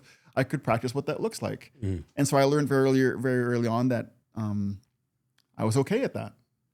And then there was a coach who knew a guy that had a business that needed a website. So I started to do this web development thing for fun. And then our soccer club held the Canadian National Championships. So by this point, I've been learning this for 2 years. But I'm still not able to work. My rehab is going okay. We're on welfare, which is income assistance. You're basically providing for a family of 5 on maybe $1,200 a month, living in affordable housing. And so we hosted the nationals, and I decided that this event needed a website, like every other national had. But because I had all the time in the world to figure out what an actual Olympic athletic sports site should look like, be it ESPN or CBC Sports, I created this behemoth of a scenario where all the families from all the soccer teams from across Canada could watch their kids play in these championships in Burnaby and have real-time field reports and games and whatnot. Nice. So I turned this thing that I had all the time in the world to into the first thing of, and it's a product mentality that I still practice to this day, which is if somebody's already done it, my job is not to reinvent that. My job is to learn from that and build from it and then make it better. So I created this website. There was this dad from Vancouver who was building a startup. I had no idea what a startup was. I had no idea what the internet was, other than I went on there to publish our website. But he'd seen this site that I built because he watched his child play on it, and he happened to be back in Toronto. He was able to watch his child participate, get real time stories, have the team stats, and he loved it. And he said, "I know somebody at this organization that's looking for a website, and they're in oil and gas. And can he give you a call?" I said, "Sure." I still hadn't made the connection that I could generate revenue from this, even though that's why we'd made this shift. So I get this call from this guy.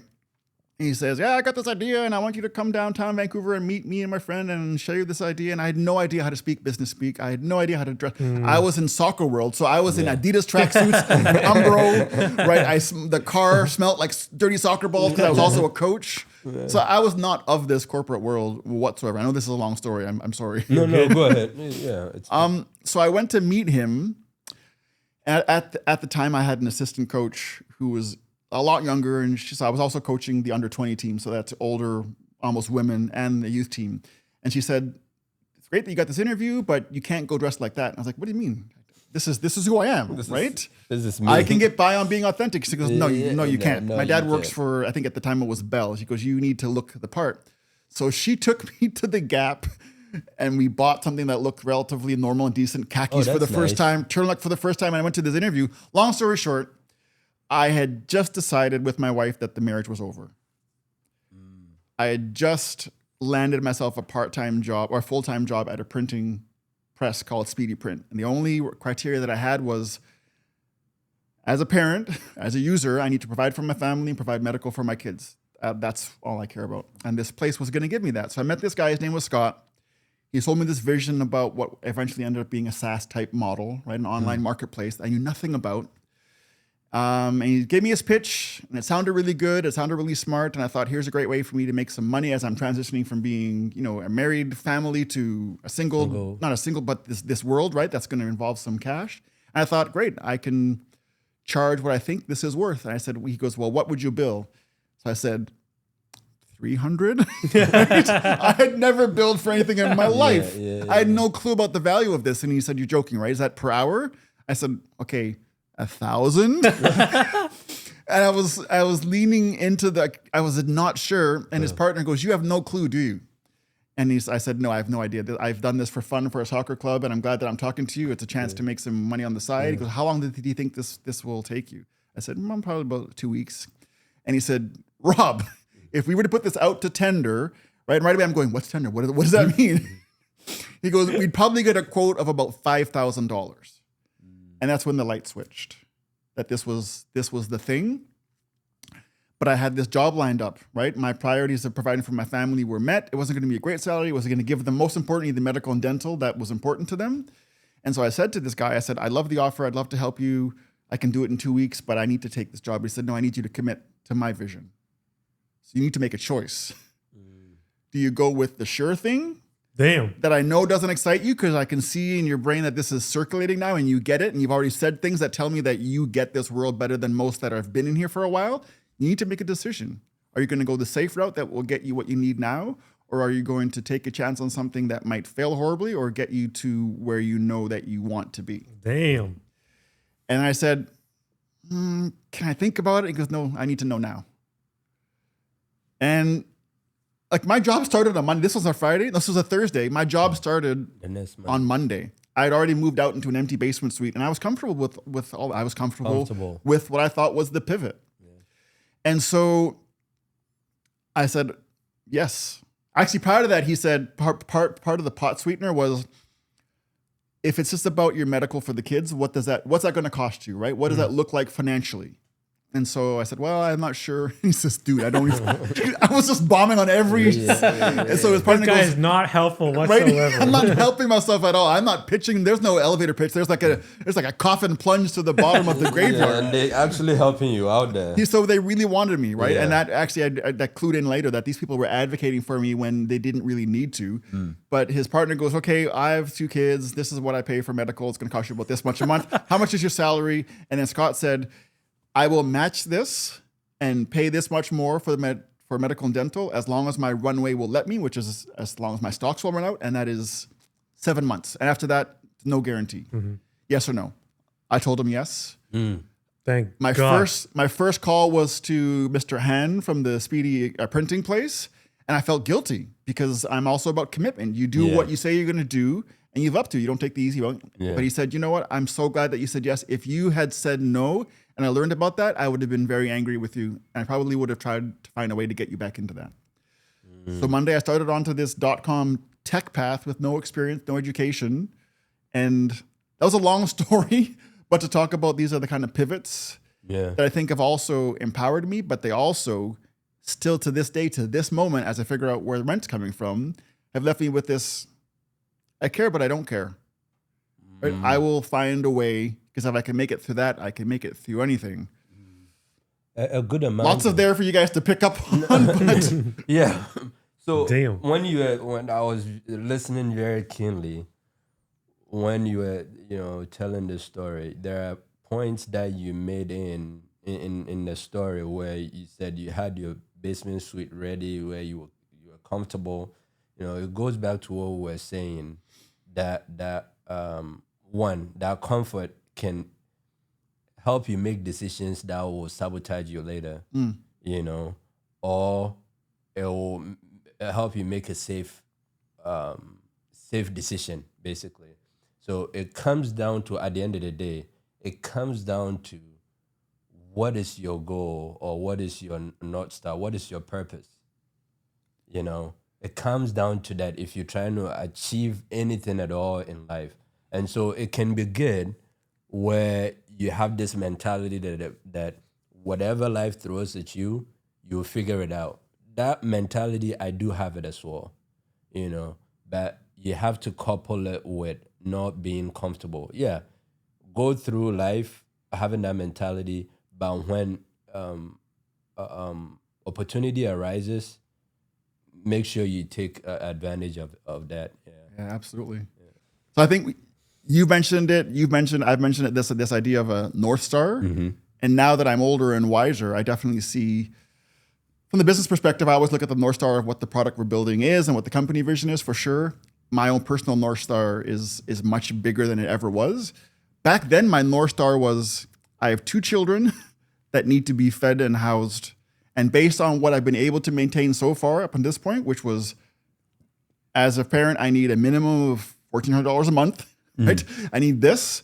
So my North Star, either I allowed it to be limited to being a family person and those responsibilities, and I didn't have the foresight to look bigger beyond that, or add a North Star that would make that possible. So my North Star I thought was admirable, and I think still was admirable, but it was limited to the needs of the now. Versus I know other people that have been in the same position and they've said, yes, my family is my priority, but my North Star is huge to do whatever it takes to get that done. So it's not the bare minimum to get what it takes to get done. It's the unachievable. To your point, it's the 10X that will serve that.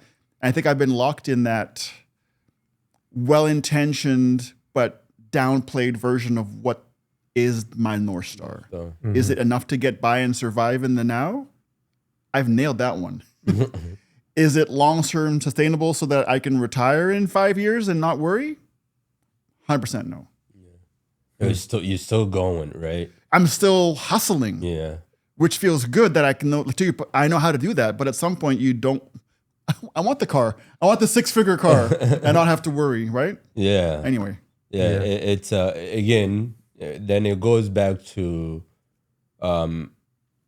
exposing yourself. So you might have a North Star that gets you by, right? So you comfortably, I can do this, But then if you're hanging out with, to Sam's point, somebody who makes more than you and they live in a different kind of comfort, then you have to look at your North Star and say, you know what, I'm going to have to make adjustment. Absolutely. Why do you think you two are here?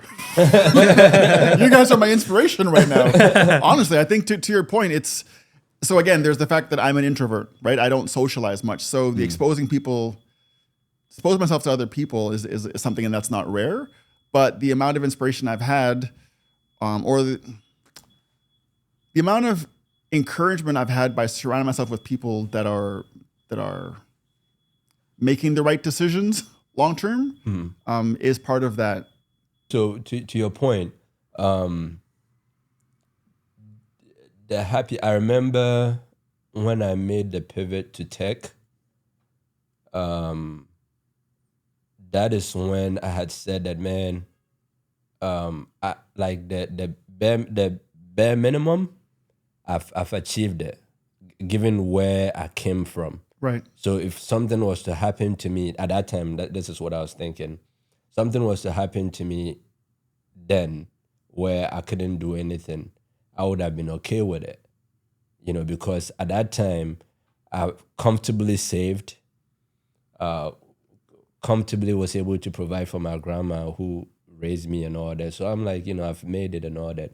But when I made the pivot into tech and I saw that like my potential in the tech community is where I thrive, because if you have an idea, you can easily put it into an app or a website or something like that.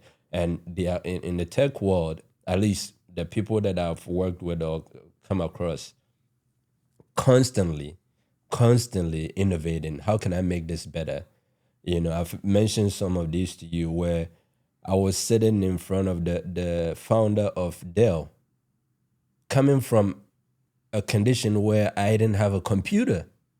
I was working, not my direct manager, but he was a senior in the team that I was on, was one of the early founders of iHeartRadio.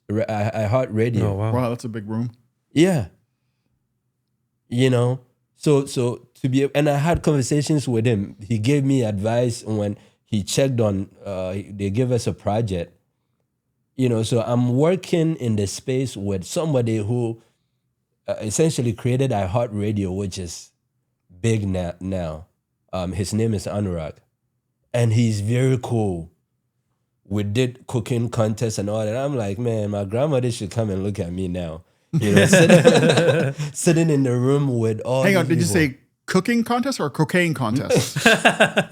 Cooking. No, not this kind of show. Cocaine contest. Cut. And this was a corporate thing, so no, it wasn't cocaine. Okay. And I didn't tell you a story where I was offered cocaine though, but I don't know. But yeah, it was a cooking contest, and I get to show my authentic self, the African cooking and all that. So me coming from a humble beginning, get to show that I've always been proud to be an African. I've always been proud. I think the luckiest thing to ever happen to me was to come out being Black and to be able to, some people say that I'm intelligent and all that. for me to be like that, being in this group, I have a way to compare it. Not having to now having access, all this access. It's a great feeling. It's a great feeling. So that is the reward that I get from working hard. Wow. So I don't have to settle for this, but I can actually achieve this. And so this is why you couldn't tell me I couldn't, like my mentality is the better version of what Kanye West is, I'll say. You cannot tell me nothing. You couldn't tell me that I couldn't be what I want to become. Because I've done it over and over again. And you will only understand it if you saw where I came from. And so this is why comfort is never good. And there are times I fall into it. It's good to be chilling in bed and ordering Uber Eats and be like, you know what, today I'm not opening my computer. It's good. But I always know there is better. I always know there is better. And that is why to everyone, don't be comfortable. Even if it seems like, I can deal with, this when it comes and all that. Try to set yourself up so you have a better life than what the comfort is. I'm learning.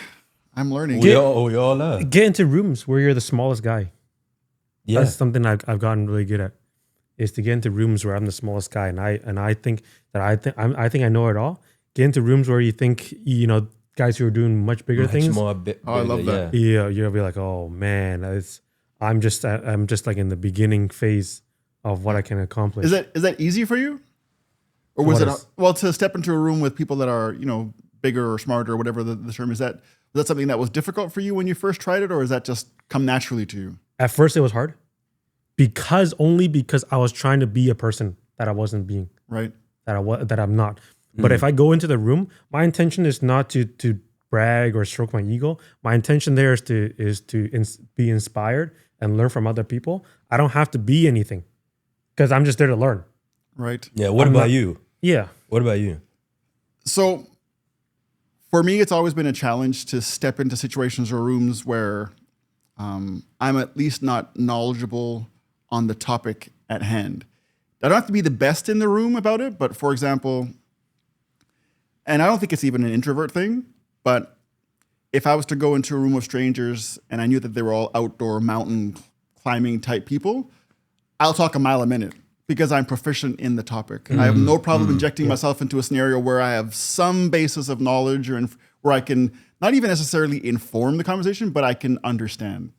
Going into a scenario where I am not just an outsider, but I don't know, I'm not proficient in the topic at hand, like a yoga class for the first time, that's not me, or that used to not be me. Not because it was an ego thing, it was I feel uncomfortable not knowing, I want to be able to contribute, and so I would go home and I would practice just enough yoga where I would go into it and not feel like a complete fucking idiot. Like you feel like you belong there. I needed to be somewhat proficient in order to be vulnerable enough to try something new. So that's not really being vulnerable, right? Because even when it came to like my product design expertise, I've always wanted to inject myself into, say, an engineering conversation or a scrum because I think it's important and I want to learn, but I didn't want to be that person that didn't know anything just for myself. And so I would take it upon myself to go to CodePen and learn enough things so that I could at least participate. I wanted to be at least somewhat proficient in the room before I feel comfortable participating.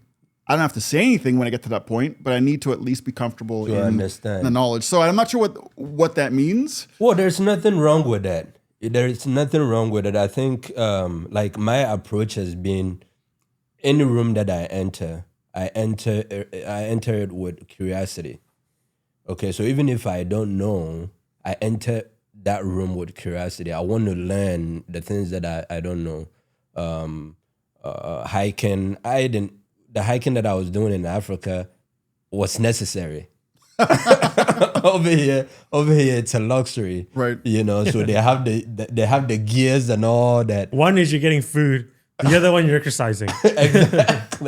Exactly. And so to your point, when I had mentioned that I graduated with a chemical engineering degree, right? When I was about to graduate, I think about the year before I was about to graduate. I am a entrepreneur by nature. And so I came up with this idea. I was driving Uber and I was like, man, people sit in the back. Sometimes they are bored. They want to talk to you and all that. So why don't I come up with an app that has the map of the area that the Uber is driving through? And then people can advertise. So if your Uber is passing through, say, Robson, there is a coffee shop, it will pop up if they're advertising with you. Oh, there's a coffee shop over here. There's a gas station over here. Or you can play a game on that app, right? That was my business mentality. And I went to the head of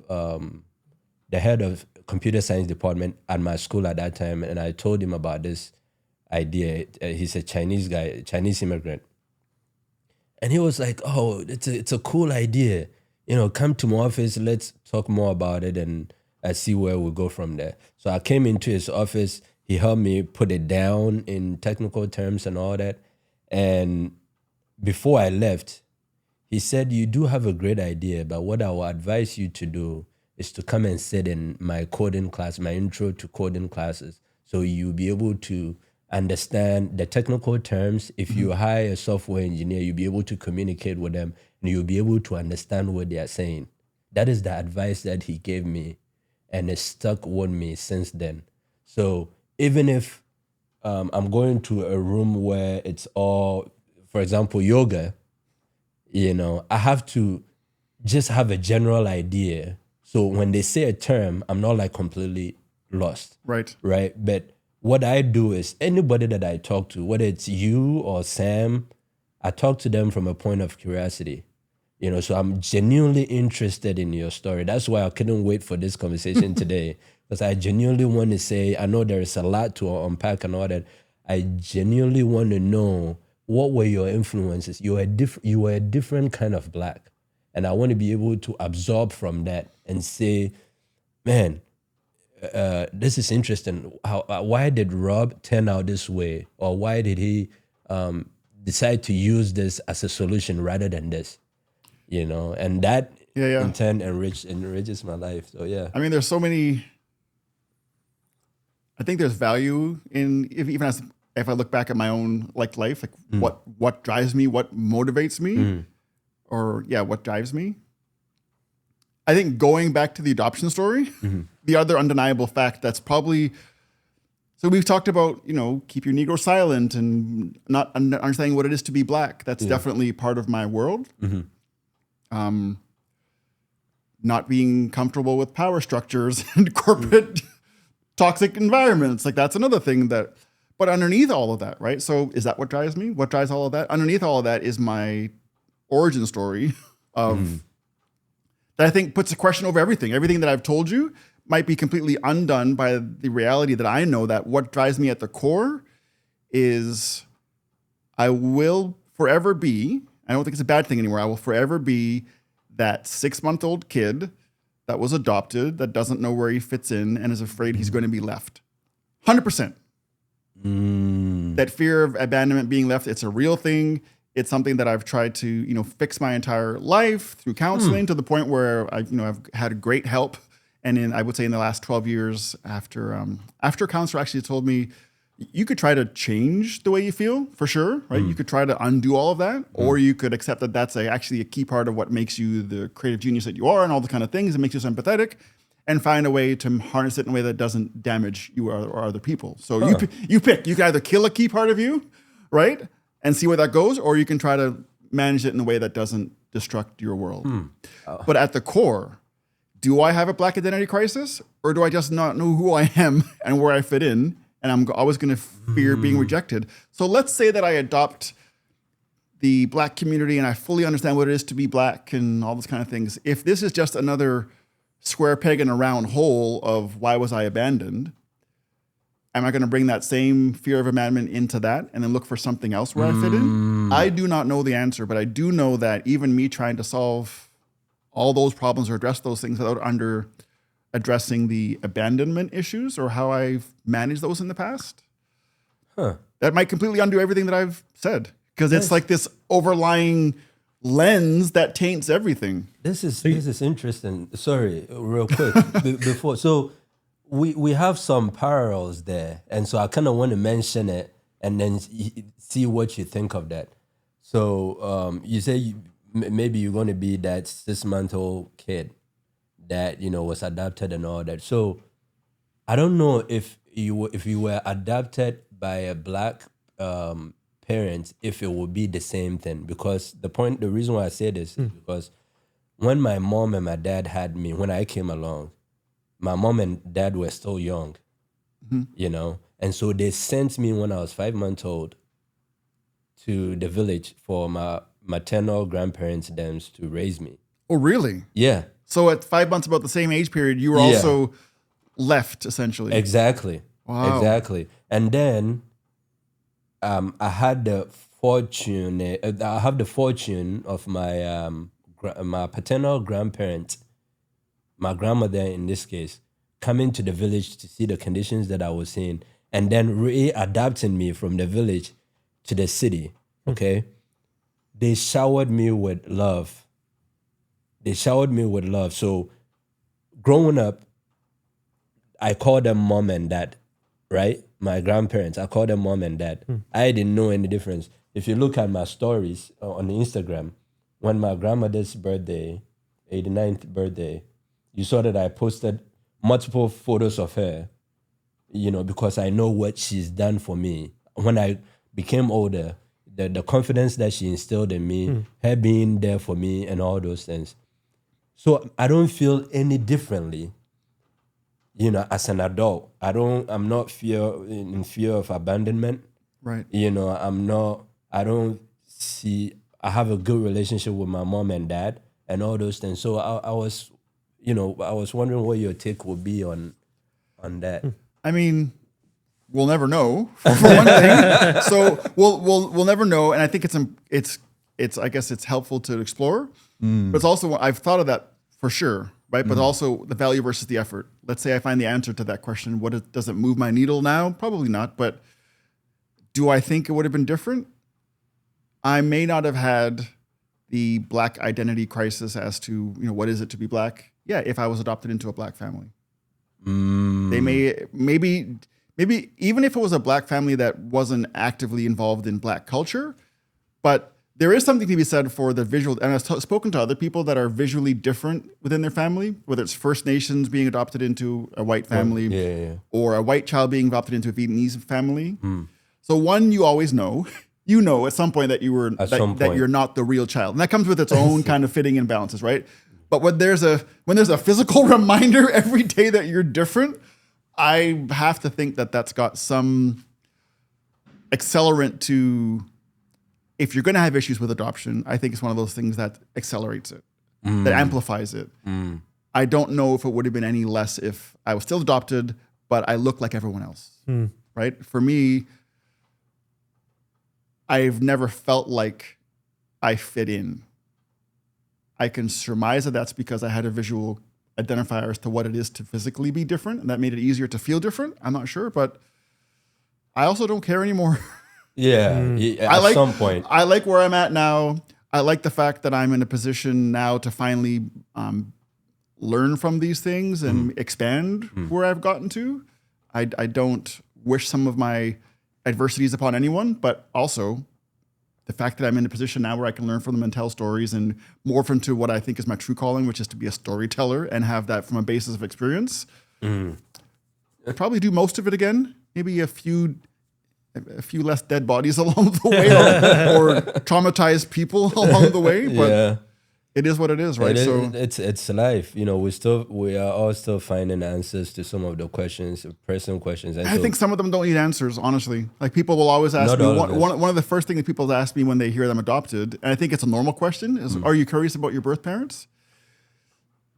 I've always said no, I'm not curious. It used to be because I thought it was disrespectful to my parents, my adoptive parents, to all of a sudden decide at 18, I'm going to find out who my birth parents are. Like for me, that was a rejection that I wouldn't want or a replacement that I wouldn't want. And so I always had this very kind of holier than thou answer that, well, why would I be curious about my birth parents who left me when I've had these amazing people that have raised me? That was my reason for not being curious about that I think I was just being loyal to my parents. Your parents. Oh, When okay. people ask me that now, as an adult, at 56 even, right?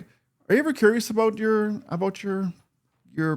birth mom, right? And also, why is your abandonment centered around a woman abandoning you? I never complain about my father abandoning me. It's always a sense of being abandoned by a woman, which is why my relationships fucking suck. It's your There's first- a whole other podcast right there. Your first love is your mom, as a Right? man. Yeah. But when people ask me now, aren't you curious about, your origin story? And especially now that you're in this phase, aren't you really want to uncover all you are?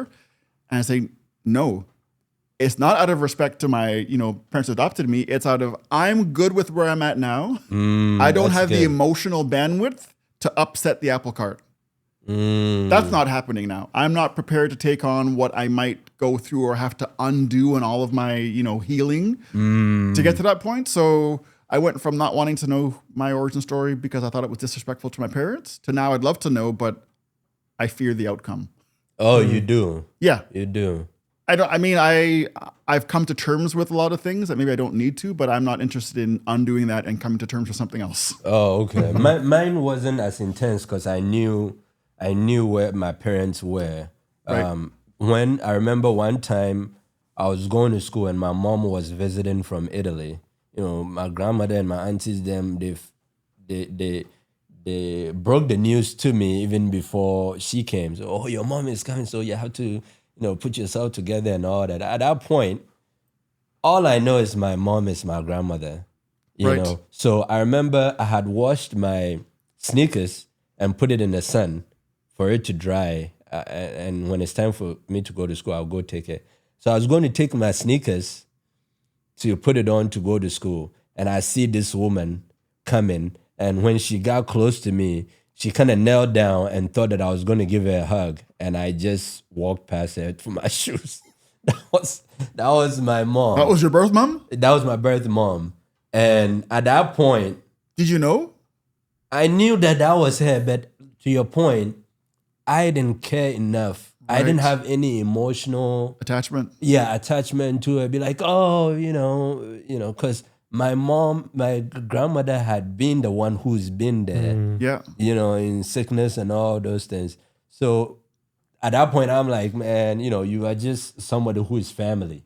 And I don't know you like that to be hugging you. Or And you walked past to get your I walked sneakers. past her.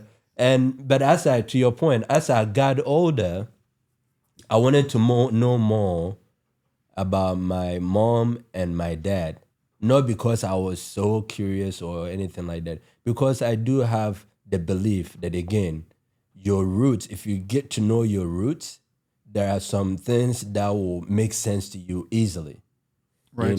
So I went and visited my mom in the UK when they moved from Italy to the UK and sat down with her, had extensive conversations with her, still have extensive conversations with her, today on telephone and all that. And a lot of things started making sense. So now I don't walk around, not that I did, I don't walk around with some kind of disdain for them or, Right. feeling sad or anything like that. Now I understand her point. And recently I got my dad on the phone and I was like, so tell me about your journey, how you ended up in Nigeria and all those things. And he told me his journey as well. And things made sense. Right. So now I'll be able to take my experience and what they've been able to tell me, put it together. And when the time comes for me to tell my kids, how to navigate life, I can give them examples, because of all these stories that I've been able to put together. And so that's why that became important to me, Right. in that regard. Yeah. Well, underneath, I was clearly angry, right? At being abandoned. I was clearly angry. I have anger issues for sure, and it's all tied to something. I can blame it on that. But my coming to terms with it wasn't reaching out and trying to find out and have those conversations. I think I organically came to coming to terms with it when I had my own kids. And then all the things that people say to you, right, as they try to help you understand why you're being adopted, and you're like, you don't know what it's like to be adopted. And then people will say, with all kindness and well intentions, I'm sure that she loved you. I'm sure she did it because she thought it was best for you, because maybe she thought that she couldn't. I mean, all these things mean nothing to you when you're a kid growing up. Yeah. It's just like Why are you defending this person that abandoned me? It almost Yeah, makes me more exactly. angry. Yeah. And then you have your own children. And then almost in a heartbeat, you realize if I was in a position where I couldn't provide for my daughters and I tried everything and I knew that their path was either going to be horribly, not great or it could be better by letting them go to somebody else, would I do it?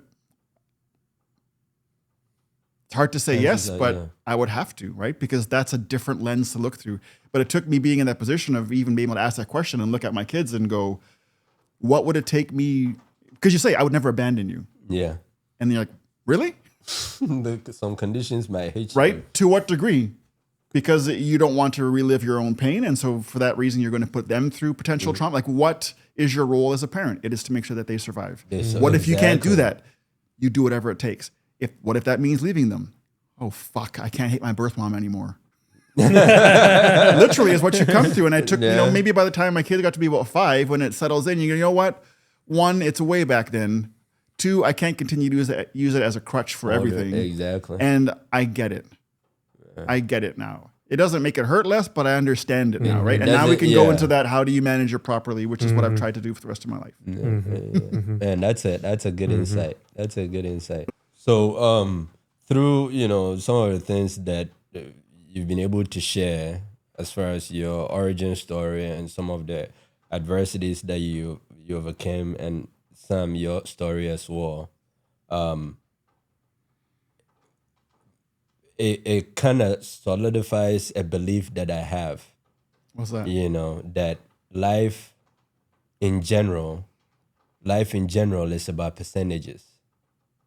Okay. Life in general is about percentages. So things that you want in life, there is only 2 ways. Either you're going to get it or you are not going to get it. There is no in between, So the part where you're not going to get it and the part where you're going to get it is of equal percentage. And the only way you can get to either point of that spectrum is by changing the percentage. So if you sleep 8 hours a day, and if you cut that short and say you're going to sleep only 6 hours just so you can use the extra 2 hours to work on achieving that goal, you're decreasing the percentage of not having that goal and increasing the percentage of having that goal. You know what I mean? Sort of, although devil's advocate, what if you need 8 hours to sleep and you take away from that which you need to get the percentage up? So then you have to take the percentage from somewhere else. Okay. So opportunity cost. You have to take the percentage from somewhere else. All of it. If you look at it, whether it's in the gym, you can plateau and stay there for years.